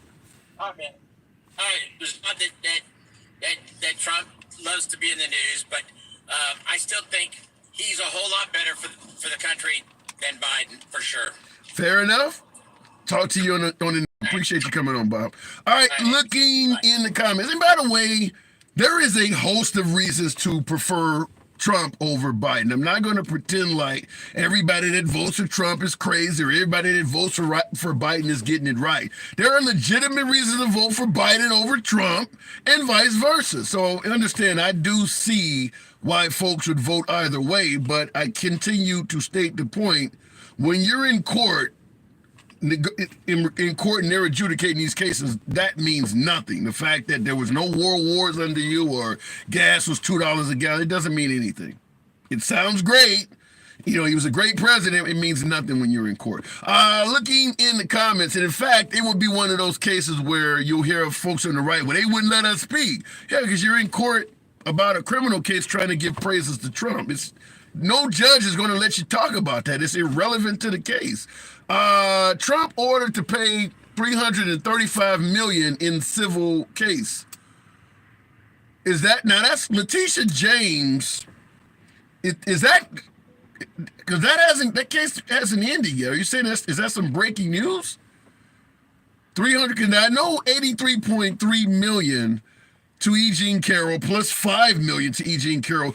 He lost the lawsuit to E. Jean Carroll that he was culpable for sexually assaulting her. That was 5 million. But then he started talking so much shit about her, she sued him on defamation and she won his windfall judgment. I know in New York, oh wow, it is coming in from a bunch of you folks. Damn! 355 million Letitia James has brought in the state of New York or the city of New York or whatever the case against Trump. Wow. Now I'm going to tie something in real quick for some of my folks on YouTube. And by the way, smash that like button. Certainly hit that subscription if you enjoy civilized dialect from both sides of the aisle. On a side note, not promoting it, but I do Uber videos, Uber and Lyft, and we often talk about the issues that we have with that. Letitia James also is the one that's responsible for winning 300 and something million out of Uber. That woman has brought a lot of money into that area. She has some big lawsuits in her past. There's another corporate lawsuit. I forgot who it was against, but she's won some really big lawsuits. And now here's another one against Trump for 355 million.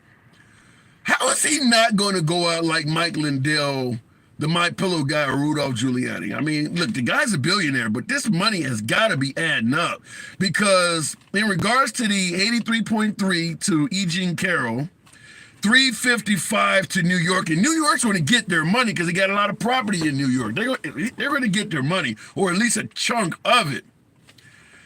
In addition to those millions, tens of millions we're talking about, he's paid some money to attorneys. We can say that he's known for not maybe paying his attorneys in full, but they're not doing it without any kind of retainer. He's paying millions to them as well. What is the woman, the Hubba or whatever her name was, really attractive woman that oversaw his $83.3 million loss to E. Jean Carroll? They have on the books that firm received 2 or 3 million from Trump in a case that he lost 83.3. These folks are getting money out of him right and left. I mean, we're starting to approach $1 billion here. God damn. Now, he came on the scene and said he was worth $15 billion when he came down the escalator in 2015. So is he out of money? Probably not, because there's no shortage of my beloved MAGA that'll give him money, but damn. This has got to be noticeable even to someone with billions of dollars. This is a chunk of his money. He's going to appeal it once again. But for folks who feel confident about this appeal, see Osby with the subscription on TikTok. Thank you.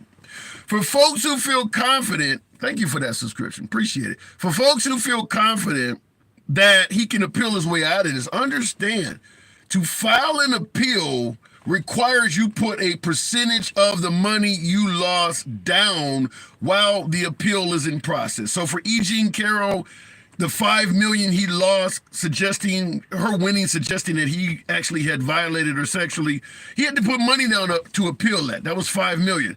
Now the 83.3 million he lost to her in a defamation suit that he's going to appeal, he's got to put a large percentage of that down. Now, if he tries to appeal what happened in New York, once again, and the problem with this is if he doesn't win the appeal, they get the money that the government's already holding. So for folks who keep suggesting over and over again, they're not going to get a penny of the money, that is not true. particularly with E. Jean Carroll. I think the defamation lawsuit is as solid as a rock. It's just a matter of maybe he can reduce the 83.3 mil because it is a hell of a lot of money, but she is going to get a few mil out of him guaranteed because the money is already being held if he appeals by the government. Otherwise, she can just automatically start pursuing liens and whatever it takes to get the money right away. And he clearly has enough money to finagle 83.3 million out of him. So she will receive money. Maybe it'll be her heirs after she passes on, whatever the case may be, but money from the Trump estate will go to the estate of E. Jean Carroll eventually. There's no way out of that because he said all kinds of awful shit about her, such as the book she wrote, and I'll go right back to the box after this. The book she wrote suggesting that Trump had sexually assaulted her. Trump stated that that belonged in the fiction section. It never happened. He didn't even know the woman. Well, she's clearly proven by pictures and video that he knew her and he was hanging around her. So that right there is a lie. You put out a valuable book, in your opinion, or a documentary, and it's earning money, and someone states that everything in the book is a lie, and you can prove that they're lying about their statement, then you can sue them. She did, and then once she sued him, he began defaming her over and over and over again, and it just snowballed into a huge lawsuit. Looking into the box, appreciate you folks that are holding on. Tap the screen. 900 plus of you in here. Certainly make it go on up to around 80,000 if you let your thumbs not be lazy. Unapologetic black man. I do appreciate you holding. Is Trump innocent of all of this? It's a hell of a lot of charges facing the former president. Is he innocent? Is it just a witch hunt? What say you, unapologetic? I guess I can agree with certain people when they say that it's political, but I mean, that's politics. We watch a president be grilled for sexual actions. We seen a president grilled. I mean, you know. Yeah. Watergate, everything. We have corruption within our system, but to say that all his cases are political, that's just being a fanatic for Trump. Like, let's just be real. Give me something. I mean, there's everything from Letitia James to Alvin Bragg, and I got a hell of a lot of notes here. Alvin Bragg, E. Jean Carroll. Well, E. Jean Carroll's already been adjudicated. Jack Smith's going after him. Fenny Willis going. Is there any of these cases? Give me one of them that you think he may actually be innocent of. A case that he might be innocent of? Yeah, all these. But give me one you think he'd be guilty of. First, let's try the guilty side because it seems like you're gonna have a hard time showing anything he might be innocent of. Give me one of them you think that he actually committed. The cases that he have up against him now, I'm gonna say he committed all of them. All 91. You think all 91 charges are legit? Yeah, I mean, the one, I'll say the document case is the least to me. The document case is the least. What about obstruction in the document case? So they're really not going at them for possessing the documents. They're going at them for having them and refusing to give them back. Do you think he genuinely obstructed justice to get them back? Do you think he put up any resistance? I mean, yeah, he thought he was on the toilet one day and classified. I mean, he just thought about it one day and it was classified. So yeah, I just meant as far as, I think it's the least because obstruction and because, okay, he didn't want to give up some papers or whatever, and they had intel on him regarding like selling or transporting them somewhere. But what people forget is, like Nara said, most of that is not the problem. The problem is that a lot of classified documents he had, it was the level of classification, and because a lot of them were still active. He was just a damn president, people. A lot of those documents, they actually pertain to active information. So that's what the biggest thing that Nara said is the problem, is that he had documents where if somebody sees, we have workers, intel workers in other countries that are active. We can't have those type of documents floating around. So how do you respond to folks who might suggest, listen, Trump may have went over the line a little bit, but at the end of the day, he was far better for this country as a leader than what we have now? And might ask, listen, give him a pass because maybe the country cannot handle 4 more years of Biden. Now, again, these are people that are new to politics. If you notice, Trump supporters and I'm sorry, but most of them, they are the liars. They're the thieves.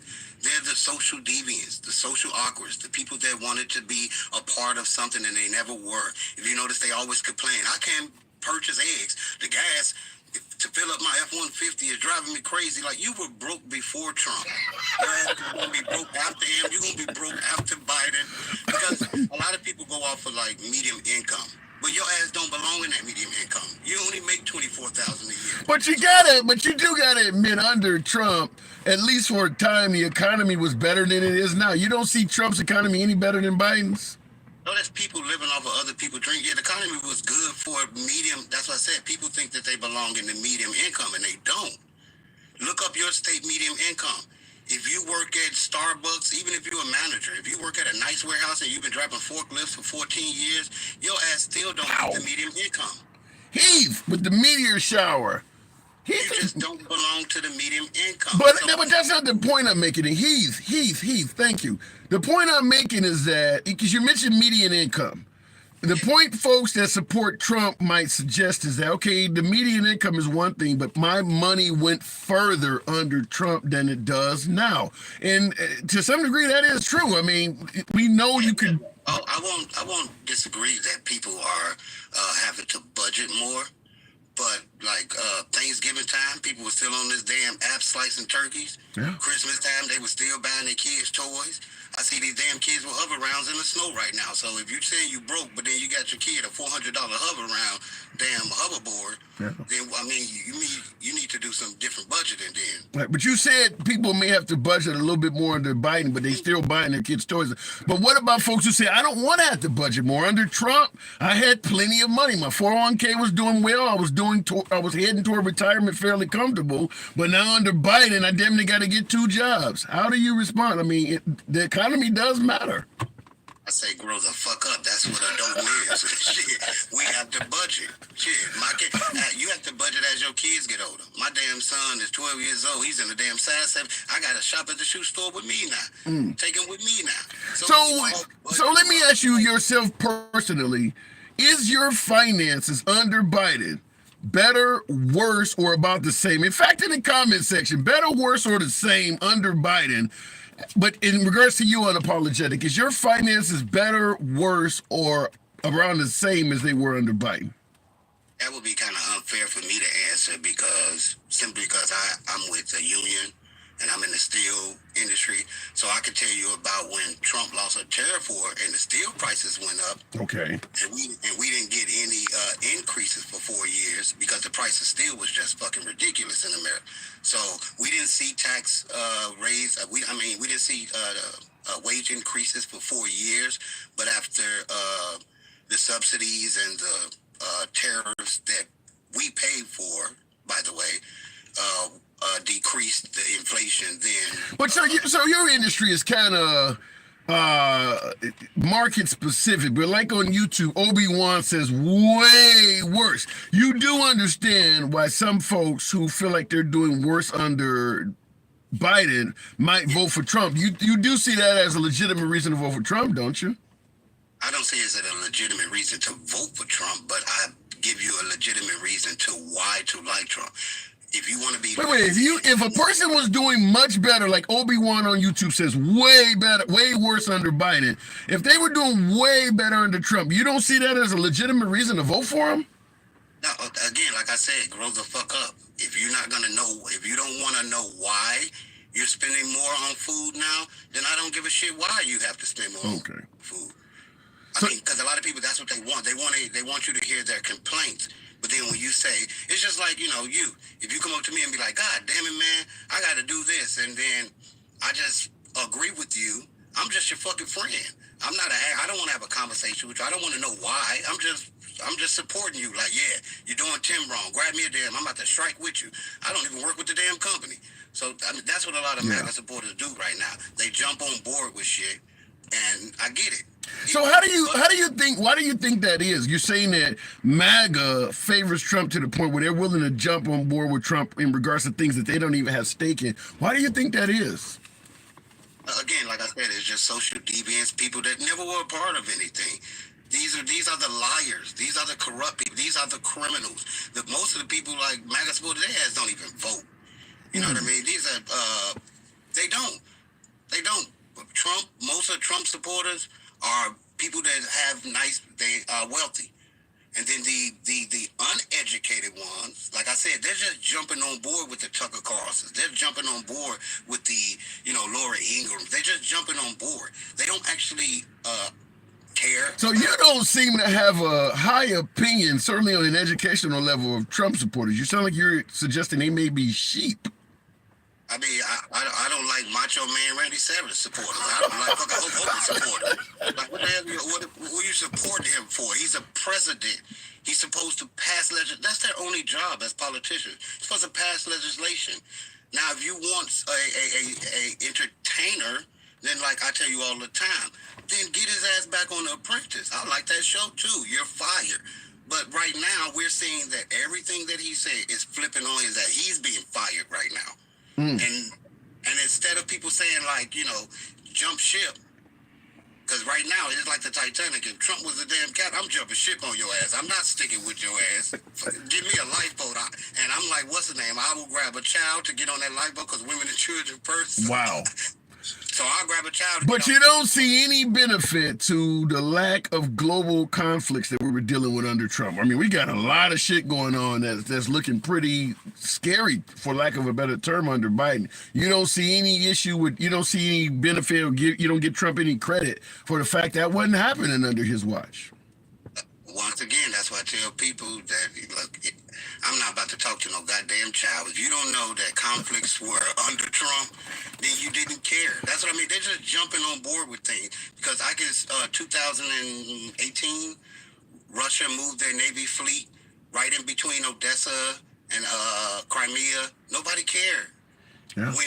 When Trump was dropping tons of drone bombs, nobody cared. When when Trump even said that out of his damn mouth, yo, give me some information or I'm not giving your ass no money. Nobody cared. So what you're basically saying is Trump was doing every damn thing he wanted and he was getting the benefit of the doubt, or very light judgment, particularly from MAGA, that they wouldn't give to Biden. No, what I'm saying is I don't agree with what's going over there in the Middle East and Syria, Lebanon, and it's sad that our country have treaties and foreign policy funding for those countries, but it's nothing new is what I'm saying. This is all fear-mongering. There's no new conflicts. All the conflicts it's the same goddamn conflicts. That's why they love bringing up Afghanistan again. Afghanistan 20 years. But now they want to, talk about the pullout was horrible. Where was Trump's pullout? Like, well, I don't know. Biden could have made. It made no sense to pull out the military first and leave the vulnerable behind.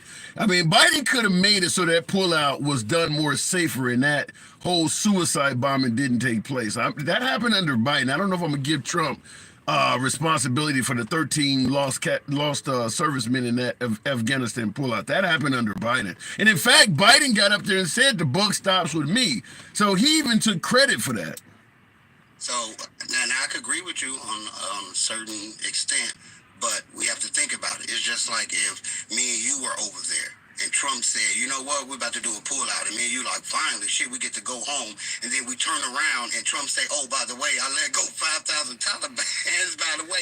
Yeah, and I get that, but I'm just going to say this. If Biden could, use executive action to tear down Trump's wall, he could have done away with whatever Biden did in Afghanistan and made it at least so our folks could have left. I mean, you could have flooded the area with service personnel to make sure that the aircraft and things got out of there safely. He could have done that better than that.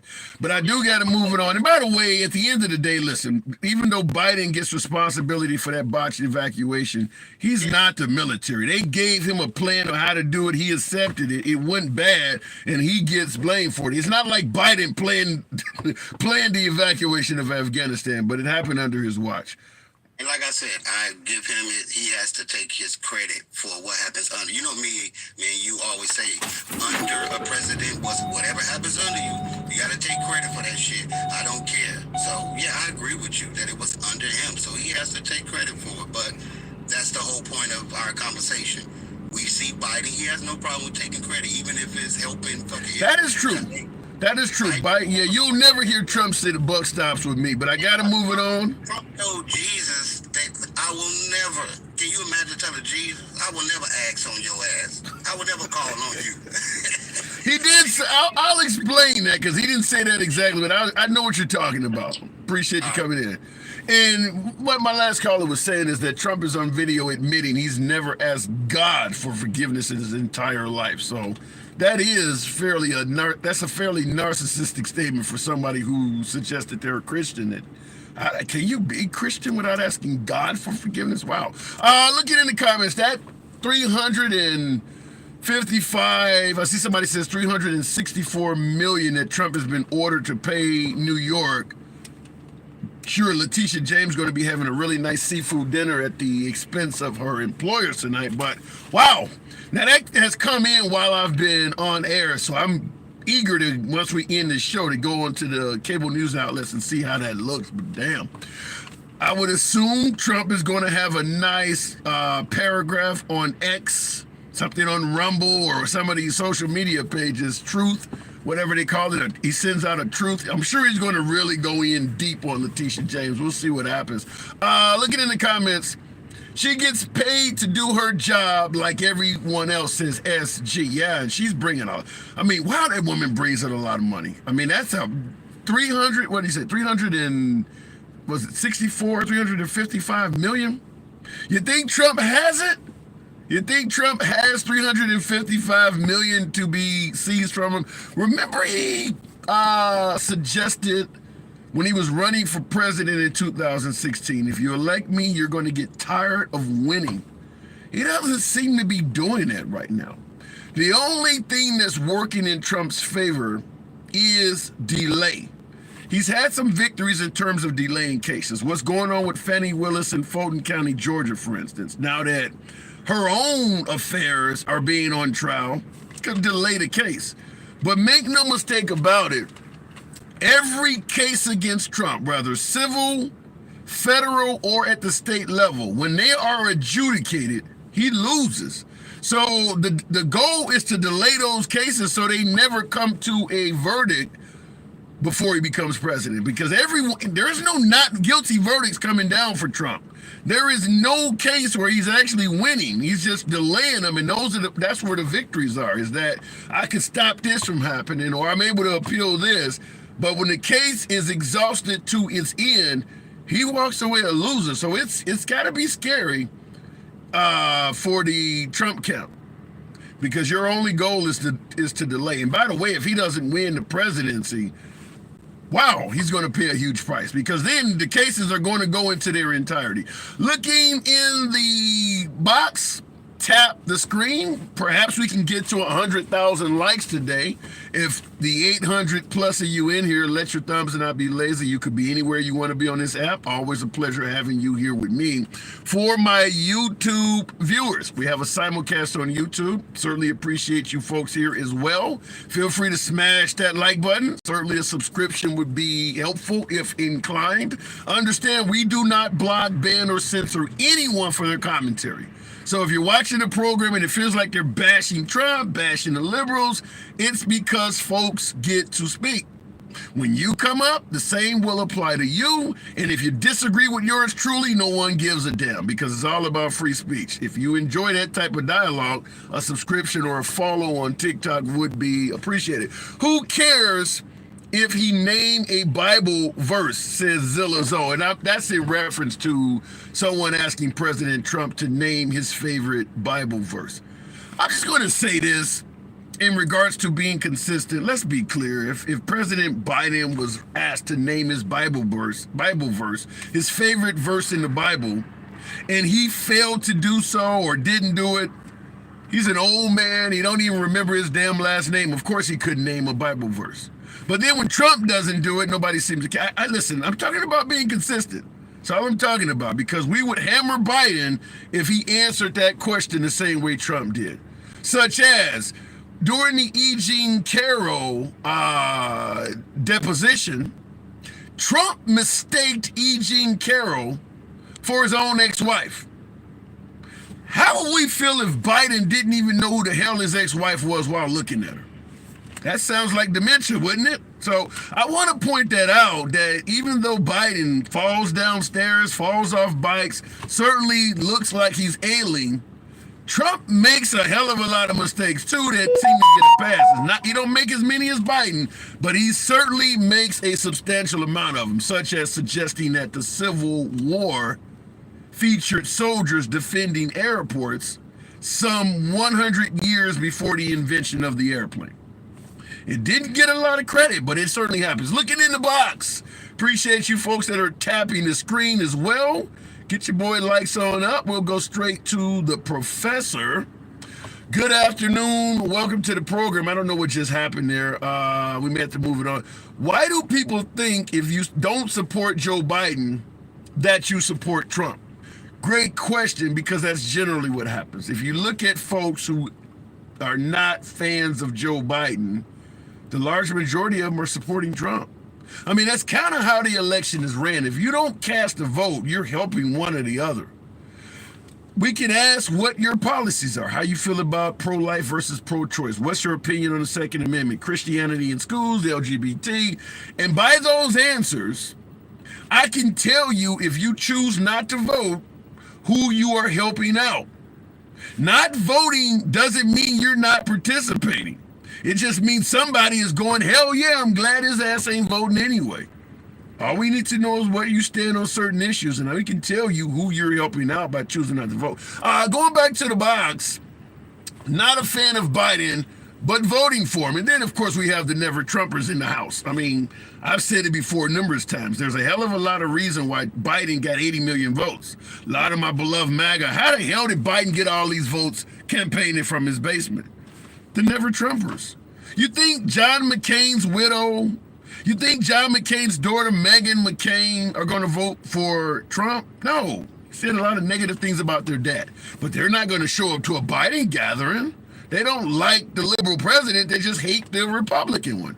There's a lot of those. Mitt Romney's not going to show up to a Biden gathering, but he's going to probably vote for President Biden over Trump. Chris Christie has made it clear he ain't voting for Trump. I would be very surprised once the actual ballot is closed in private if Mike Pence, his own vice president, votes for Trump. I'd be very surprised to hear Mike Pence come out and say, yeah, I voted for Trump. I don't believe it. I believe he might suggest, I don't like Biden by any means, but he probably didn't vote for Trump. And going in the comments real quick, Scotty617 says they're rhinos. Vehemently disagree. Understand that a lot of folks believe, my MAGA folks believe, that if you don't support Trump and you are a Republican, that means you're a rhino, Republican in name only.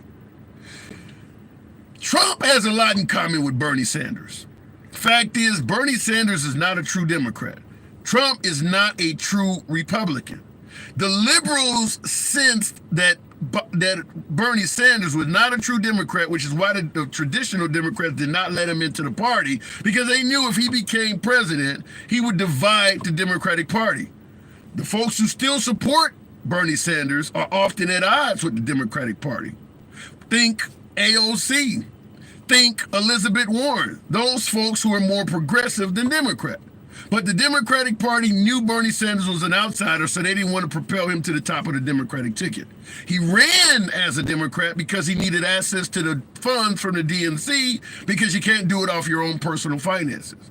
Trump is the exact opposite, where everything I stated about Bernie Sanders applies to Trump. He's not a traditional Republican, but he needed access to the funds from the RNC. And a hell of a lot of traditional Republicans did not want Trump to run because they knew he might do the same thing to the Republican Party that Bernie Sanders was possibly going to do to the Democratic Party. The only difference is Trump actually won the ticket. And we see what has happened. Everyone from Mitch McConnell to Mitt Romney are all viewed as outsiders now because Trump was led in the party. He has divided the party essentially in half. The only reason I'm bringing this up is because we're now referring to virtually every traditional Republican as a rhino in favor of Trump. In reality, Trump is the rhino. Not saying this to bash Trump, but Trump is the outsider. He is the one that is a Republican in name only. factually based, he is not a Republican. Look at the policies he stands for.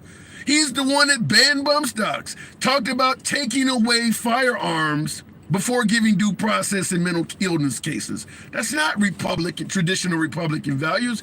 Trump is your rhino, but you favor Trump, and there's no issue with you favoring Trump. I get that. But Trump is the one that is a Republican in name only. He ran because he needed access to the RNC funds. Looking in the comments, Edgar says you're going to anger MAGA. I think MAGA's smart enough to understand that. You can't call the man an outsider. He's not an elitist. He's not a typical politician, but then disagree with the rhino comment. I mean, you're already admitting he's not a traditional Republican with the way you're phrasing it.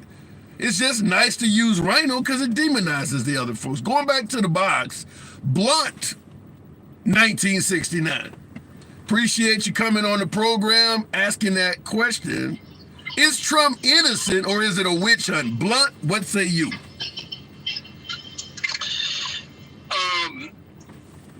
I think he's guilty of a few things. Give me some examples. Blunt dropped out. He said, I think he's guilty of some few things and he dropped out. Understand, folks, we do not block, ban, or censor. So if you ever hear someone on the program or a former viewer of the program suggest, I tried to get on a Handsome Liberals program and he blocked me, or he banned me, or he cut me off, it is an absolute lie. Understand? We run a program based on free speech. You don't have to agree with the host. Appreciate you folks tapping the screen. Nearly 100,000, 800 plus of you in here. Certainly tap the screen, get the likes up. 100,000 would be beautiful, certainly for you folks on YouTube. Feel free to smash the like button. If you want to give a subscription, if you'd be so inclined, I would definitely appreciate that. This is how we run the program. Left of Bernie Sanders all the way to I'm having dinner with QAnon. There is no such thing as censorship on this program. Understand that. Looking in the comments, the only case that he has a chance is Georgia. Now, you said the only case he has a chance, you mean the only case Trump has a chance of defeating is Georgia? Or the only case where they have a chance of finding him guilty is Georgia? Be curious to have you elaborate on that. Going back to the comments, Jesse, Whiskey, Foxtrot, India, Hotel Lima. Good afternoon, Jesse, if the box lets you in. I'm having a little trouble with the box. We'll keep it going. Always like the show, says Scotty. Slick as Rick. But the subscription, absolutely appreciated. Folks, by the way, we are trying to come up with a better format for the program when I'm in my homegrown studio, getting the audio and things like that. So those subscriptions certainly are helpful. We're, getting sound cards and microphones and things like that. So for some of you folks that are doing that, appreciation, much love, and happy Friday to all of you. Jesse, good afternoon. Thank you. Big fan of yours. Thank you. Appreciate it. I'm now a fan of yours. I appreciate you coming on. So is this man guilty or is Trump innocent and it's just a witch hunt? I don't know. I really don't know. I can't say either way because it's polarized like shit. I know that he can't be 100% innocent, but at the same time, why do you say he can't be 100% innocent? I mean, if it's politically polarized, as you say, maybe it's a complete witch hunt. Why do you say he can't be 100% innocent? But anymore, who is 100% innocent? Okay, well, let's look at some of the things he's charged with, and we'll talk about it. I was going to, actually, at the top of my notes before this program started, I mentioned Letitia. I actually got to Letitia James, but now that case has been concluded with a huge loss, there's no need to ask whether he's innocent of that anymore. David Moreau with the subscription. God bless you. Thank you, folks. Thank you, David.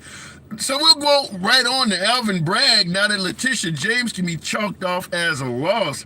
Alvin Bragg is suggesting he paid hush money to Stormy Daniels straight out the campaign fund, which is a federal crime. What do you think about it? You think there's a chance he did that? Again, I don't know. I don't want to say either way because I don't know. What I think we should do, I think we should stick with our Constitution our Declaration of Independence, our Bill of Rights, all that kind of stuff like that. And I think that we should, as the people, I think we should abolish the government and start over again. I think we're at that point. How can you, wait, how can you abolish the government? How could you even do that without sheer violence? Well, it would be very difficult to do it without violence, but I think it could be done if the right people got involved and started talking about it. But I think we're way past that point.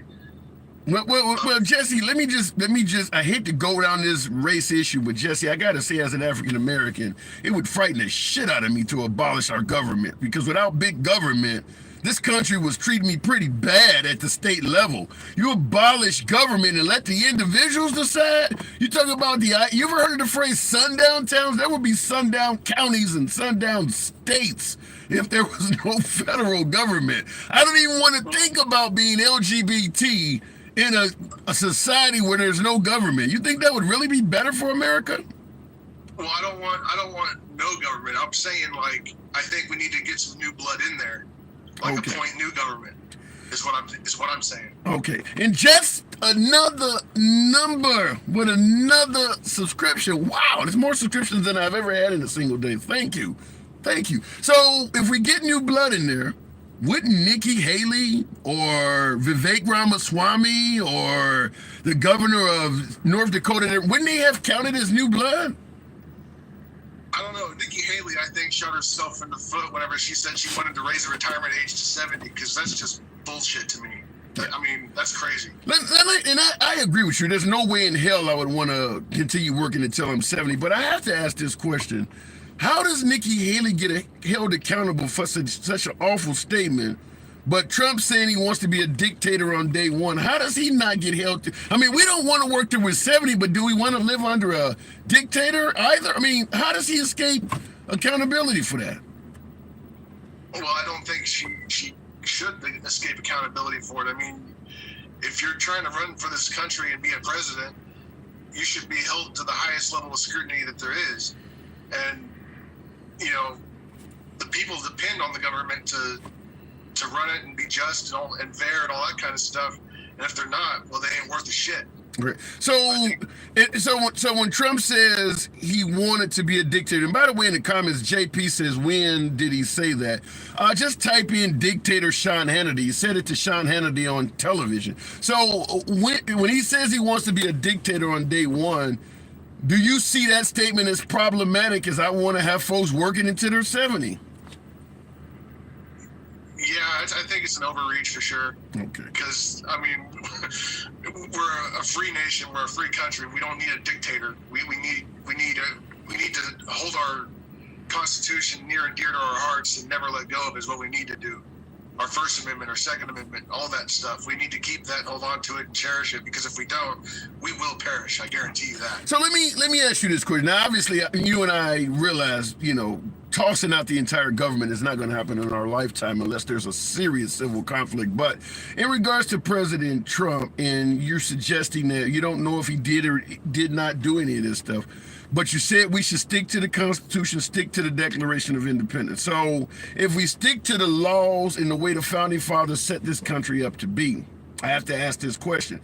If Trump is found guilty in criminal court, should we stick to the way things are being done and actually throw him in prison if possible? If he's sentenced, should he be locked up?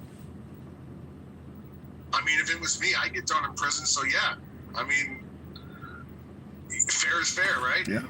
I tend to agree. All right, fair enough.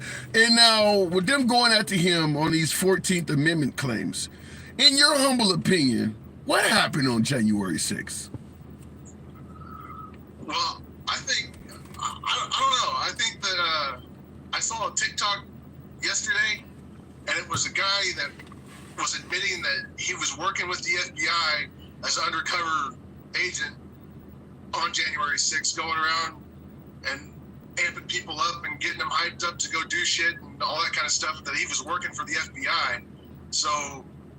But wait a minute, because that's similar to what Ray Epps is being accused of. But let me ask you this. I'm not going to limit your time, but You fly out because you believe Trump is being robbed of his second term. So you fly out, you bus out, you drive out to D.C., you listen to everybody from Steve Bannon to Flynn to Trump himself give a speech. He says, go to the Capitol peacefully. And you walk from where the speech was given to the Capitol building, which is only some 2 miles or less. And in that time, some dude that you're talking about on TikTok or Ray Epps can convince you to do the exact opposite of the guy you paid all the money to come out here and see. How does that work? Like, you came to see Trump and defend his honor. The guy said go peacefully. This Ray Epps dude or the guy you knew on TikTok, you don't know this dude from Adam. But so, and he's able to convince you in a 2-mile walk to commit all these felonies when Trump said go peacefully. How does that work? Well, he's not able to convince me. I didn't actually go to January 6th. I wasn't there. I just watched it all from home. But yeah, but you're making it sound like, to some degree, if you follow the instructions of somebody you don't even know, like the guy on TikTok or Ray Epps, you're kind of making it sound like MAGA are sheep. They didn't think for themselves. They just let Ray Epps think for them. I think Trump's got some good policies, and I think he has a good way of running things. But at the same time, I think he runs his mouth too much, and I think he lets it get in the way of him doing what he's trying to do. And I think it hurts him in some areas. And I think going forward, that's why I said I think we should abolish the government and implement new government that is younger and has more of the country's interests in mind than what we currently do. Because but wait a minute. When you say abolish the government, clearly President Trump has been part of the government himself, and he's running to be head of the government. Does he fall in the group of folks you want abolished? I don't know. I don't know if I would vote for him again or not. I don't know if. I mean, I started out in 2016 voting for him, and then I saw how he conducted himself during the presidency. I identify as an independent. But what I'm asking is, you said the government needs to be abolished. You stated we need new blood. Trump has clearly served an entire term in D.C. Why are you hesitant when you talk about getting rid of the government and getting in new blood? Why is there a I don't know in reference to Trump compared to the others, even though he's also served in government? Well, until the stuff about him in this trial comes out, I really don't know what to believe about him. You know what I mean? It's hard to tell what to believe and what not to believe. And I don't want to make a decision prematurely and just choose something without knowing the facts first. You know what I'm saying? But you're getting rid, when you say we need to abolish the government, you're getting rid of a whole bunch of people that has never been in court for criminal charges. But the guy who is, well, I don't know if I want to. I mean, none of these other folks, a lot of these other folks have never been charged with a crime in their entire life. You're just getting rid of them because they're old blood. But the oldest guy in the crowd who is facing 91 charges, you're kind of hesitant on whether to get rid of him. Well, like I said, I don't know if he's guilty of everything or what he's not guilty of, or either way, I think that abolishing the government and starting over again with new blood would be the way to go. Thank you, Chef. All right, fair enough. I get your point. We'll see how the charges go, but I will tell you this. We know what happened with E. Jean Carroll on the sexual assault civil suit. We know what happened with E. Jean Carroll on the defamation suit. Now we know what happened with Letitia James. Gotta be, right. Some of this stuff is getting to the point where it's historic. I mean, based on his track record, I don't see a lot of victory. He's starting to play like the Detroit Pistons. I don't see a lot of playoffs in his future, but I got to move it on. Jesse, pleasure talking to you. My door is always open to you. Absolute. Now, looking in the comments, Sheep says, Bowsy, I don't want to call anyone a sheep. That's be nice to the guests. Real quick, looking in the comments, any philosophical argument against him is just personal resentment. A president is supposed to be effective at protecting his country. That's all. He doesn't have to be a nice guy, says Jim. Well, I get your point. In other words, as long as Trump is serving the country properly, he doesn't have to be a nice person. Fair enough. But if you're going to expect folks to continue electing you, your likability makes a difference. I believe the invention of the television, or the color television rather, is what helped John F. Kennedy get elected, because Nixon on television was sweating and the image he gave off. Nobody judged him based on how effective he'd be as a leader. Visuals matter. Visuals do matter, but verbal don't. So while I agree it is exceptionally beneficial to have a leader that runs the country properly, that don't give you a pass to say whatever shit you want about anybody you feel like. And that, unfortunately, a lot of my beloved MAGA do seem to think that as long as he's doing a good job in running the country, he should be able to personally attack and insult whoever the hell he wants. I'm just going to tell you folks, part of politics is selling yourself, selling your policies, making folks believe you're the guy for the job. You can't sell yourself while talking to people like shit. It's just not going to work. Would you be willing to accept a free kitchen remodeling job if the contractors were going to insult your children and wife the whole time? You're good with that? You think your family's okay with that? Listen, you got to stand on something. At the end of the day, principles matter too. People are not just going to let you personally attack them and say whatever the hell you want. That's a dream, but that's a MAGA dream. They've had that dream from day one. As long as he's running the country well, you should just let him say whatever the hell he wants about you. I'll go back to the box, but I will tell you this, and I've said this numerous times, and I stand by this. If Obama or Biden was doing the exact same thing for this country that MAGA favors, but they were consistently insulting Christians and gun owners, you damn sure gotta believe that MAGA would not like that. They would not ignore that. The reason why it is so easy to ignore Trump's personal attacks and insults is because they're not aimed at you. It is very easy to sit in a comedy show and laugh your ass off while a patron is being ridiculed that you didn't come with. But when the comedian suddenly ridicules your ass, the show ain't that great no more. And a lot of folks on the right don't seem to understand that. That's why the left are not ignoring the comments, because they're aimed at those people. The comments are being made at the expense of the folks on the left, not at the folks on the right. So it's easy to turn a blind eye to an insult that's not aimed at you. Looking in the box, appreciate you folks that are tapping the screen. Where's the wall Mexico paid for? Biden struck that down. A second term of President Trump would have seen a completion of the wall. Trump's greatest achievement was proving that our checks and balances are only theoretical. Yikes. Going back to the box, tapping the screen, appreciate that. We might get 120,000. 900 plus of you in here. You know how the program is ran, left of Bernie Sanders to I'm having dinner with QAnon. Nobody gets blocked. We don't block, ban, or censor. It's all about free speech. Going straight to the box, we'll make it happen with just another. Appreciate you coming on.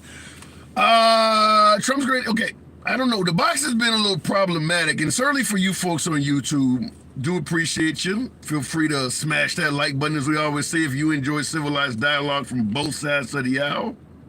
You're in the right place. We're here Monday through Friday. Feel free to drop a subscription. Just another. Thank you for the generosity. Good afternoon. Good afternoon. How you doing, sir? I'm doing real good. Hopefully you have an opinion on whether Trump is a completely innocent man that is a victim of a witch hunt in a two-tier justice system, or if he's guilty as sin. What say you? Well, see, this is the way I look at it. The way they're attacking Trump is obviously political. Put it this way. If he doesn't win the presidency, I see all charges against him being dropped. If he does not win the presidency, you see him being dropped? Correct. Really? Why? Why you say that? He's no longer a threat. He's no longer a threat. Right now, he's a threat to becoming president and changing things up, draining the swamp and doing all that other stuff. Look at what our government has done to us for the last few decades. They have done nothing but defraud us, lie to us, even kill us. But yet we're still giving them the benefit of the doubt. All the stuff that Trump, most of the charges that are against Trump right now were before he was even a politician. You know, and that's where I see the differences. It's not so much that whether he's guilty or not. It's a matter of let's look at the bigger picture. What's going on here? But let me ask you that. Let me our government has done to us. But let me ask you that in regards to the suggestion that the charges against Trump are before he was president and that they're political. Do you believe he is innocent? Do you believe he actually did this and they're using it for a political weapon, or do you believe he is 100% innocent of what he's being charged of? But that's just the thing. That's what I'm saying. I don't feel they're relevant. No, but you can get. Listen, hold on, hang on. Get the bigger picture. Yeah, I get that there's a bigger picture, but there's an accusation of a crime. Can we discuss whether that crime is legitimate or not? Okay, let's say this. Why are they bringing him up? Why are they bringing him up now? Why now? Why are they waiting all these years? Not even. Let's just say that the SA charge against that lady. Let's just say all the other charges before he was a politician. Why, after all these years, are they doing it now? I'm not disagreeing with you that the charges against Trump can be the product of politicization. But what I'm trying to get to, a discussion I'm trying to have with you.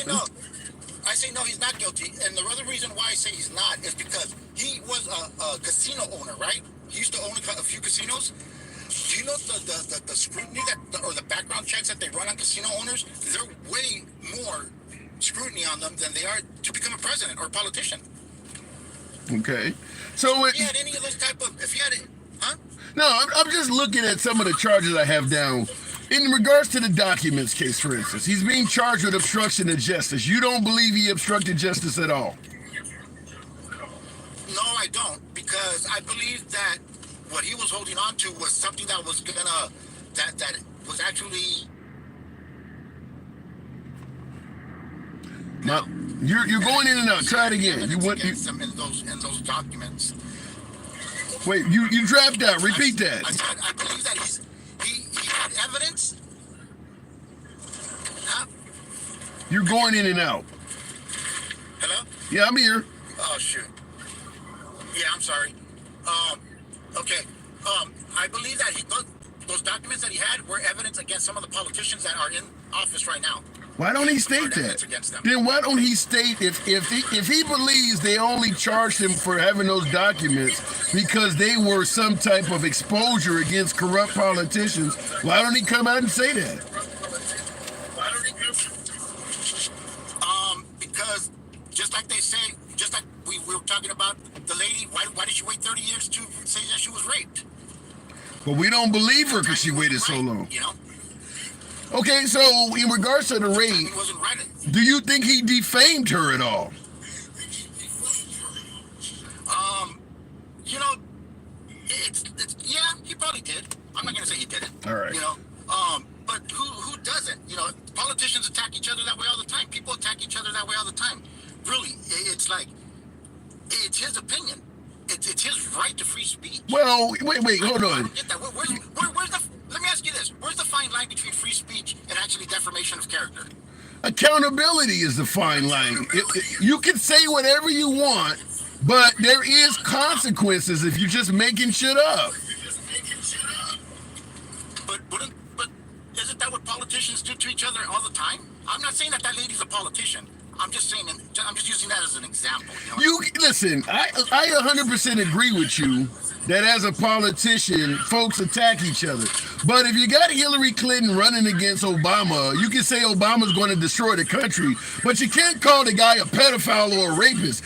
There is a line. You can't just go and say whatever the hell you want. But people are saying that anyway. No. They're saying that about Biden, yeah. What politician is calling Biden a pedo? A politician. You know what? Let me back up. That was wrong. Not a politician, but people are. You know, the public, the citizens are.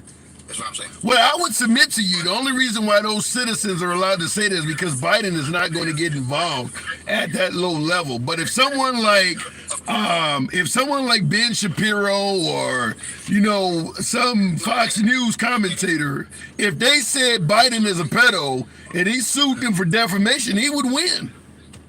Yeah, definitely. I agree. Okay. No, that makes. Okay, there's the fine line. That's what I was like trying to determine. You know what I mean? When you have people at a higher level saying stuff like that, then that's where it matters more. But even at a lower level, even if some. Yes, he is guilty of that. Okay. If that's the case, yes, he is guilty of All that. right. Yeah. So what about? Because I'm looking at some of the other Here's the cases. other thing too. Can I bring up something about the documents? Sure. Okay, like with Biden. Okay, okay. Oh, he had them for how many years, and now all of a sudden it's an issue, right? Who also gave his attorneys clearance to handle those documents? Gave Trump's attorneys? No, gave Biden's attorneys to go into his house and gather all the documents and turn them in. Who gave them clearance to handle them? I'm assuming Biden, his family did. No. I mean, as far as clearance, as far as security clearance. Who gave Biden's attorney security clearance to go into his house? And get those documents. Because supposedly they were still... It would likely be coming directly from Biden. No, but okay. Now, what I'm saying is that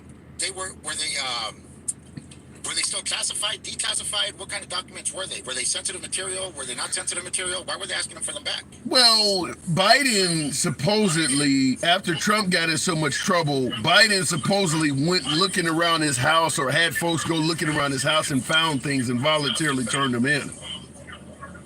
Okay, but he had his attorney turn them in, right? Yeah. Okay, now isn't that like sensitive material? Could anybody be looking at that type of stuff? Yeah, I don't know how they were turned in. I don't even know if they were still classified at that point. I can't speak on that. Yeah. But I will tell you this, the guy who investigated Biden is a Trump appointee, and he stated that Biden didn't really try to do it intentionally. He's a Trump appointee, and his only problem with Biden was that he was old and senile. He didn't see Biden as a criminal. But again, that he's part of the system. You know what I mean? He's part of the establishment that has been defrauding us for decades. Well, then you blame the guy who brought him into the system. He got his job from Trump. Trump, I understand, okay? And I'm not trying to make this as an excuse or anything for Trump. He should have been a bit more mindful who he was appointing, but Trump is a rookie. He's green behind the ears when it comes to being a politician.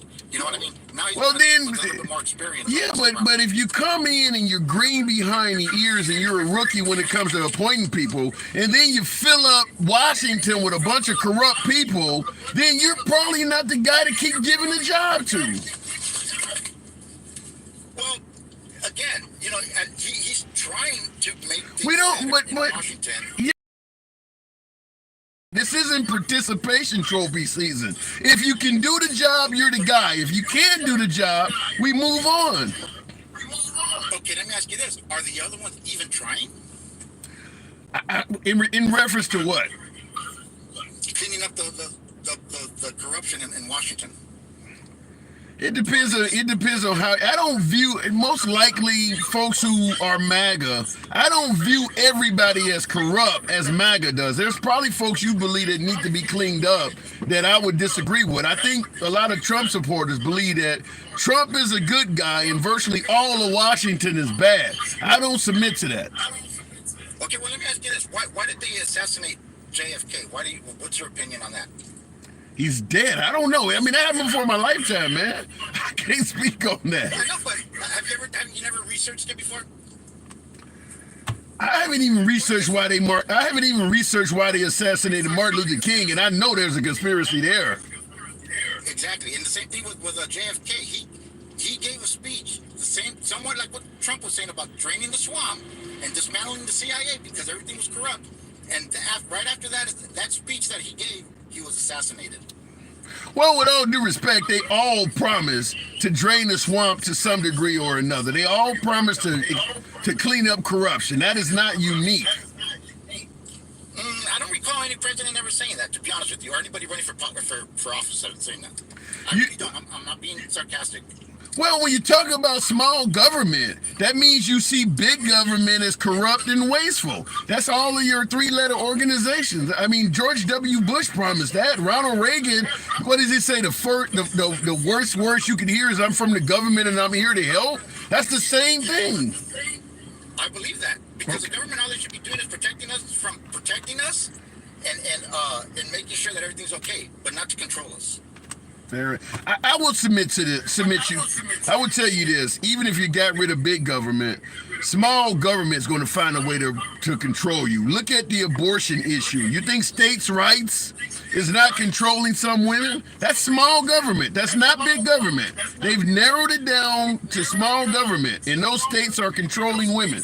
So even in the smaller level, how many abortions are how many women are impregnated by rape or by what's I'm sure rape or incest. Right? Yeah, rape or incest. That's a small percentage.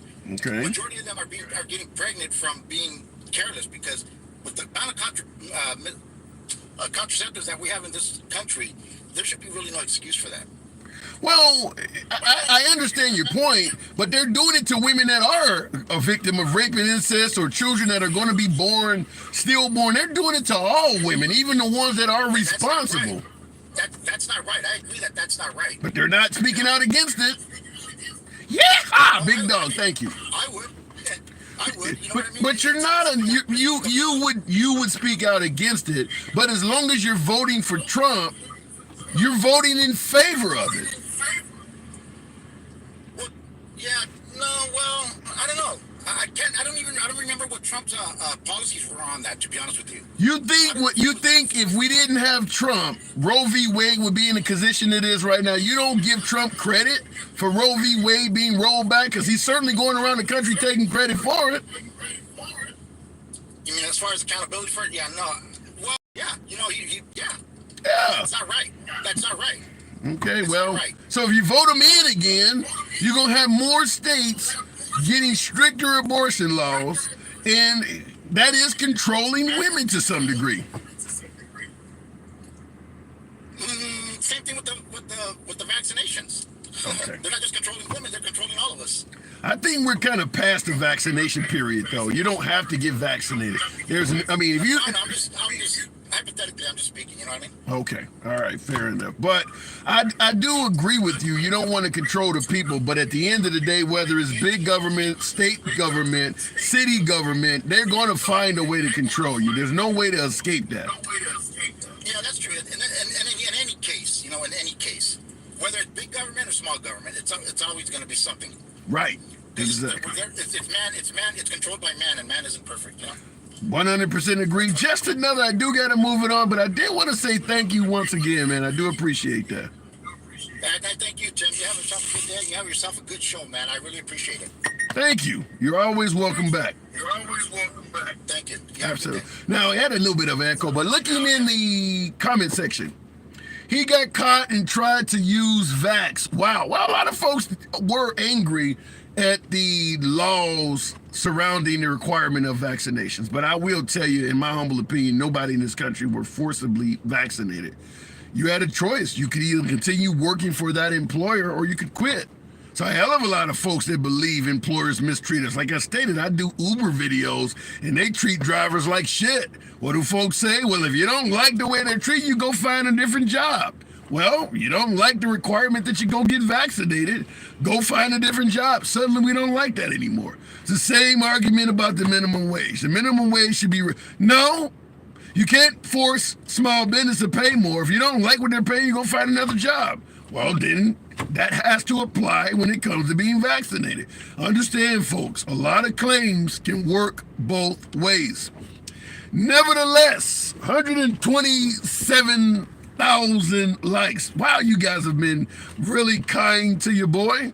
Do appreciate that. Understand this program is always ran from a MAGA friendly perspective. Program is always will be MAGA friendly. We've always done that. Always will. Nevertheless, liberals are welcome. A lot of folks often ask, well, why the hell would a liberal have a MAGA hat up? Let me make it clear. I absolutely believe without a shadow of a doubt that Republicans, conservatives, and particularly MAGA do not often get a fair shake in the mainstream media. When they start stating their opinions, out come the blocks, bans, and censors. So the hat always is here to show, like a light in the middle of the night, that the program is MAGA friendly. We don't have to agree, but you will always be given the opportunity to state your case in its entirety without any issue of the host blocking, banning, or censoring you. We are always about free speech.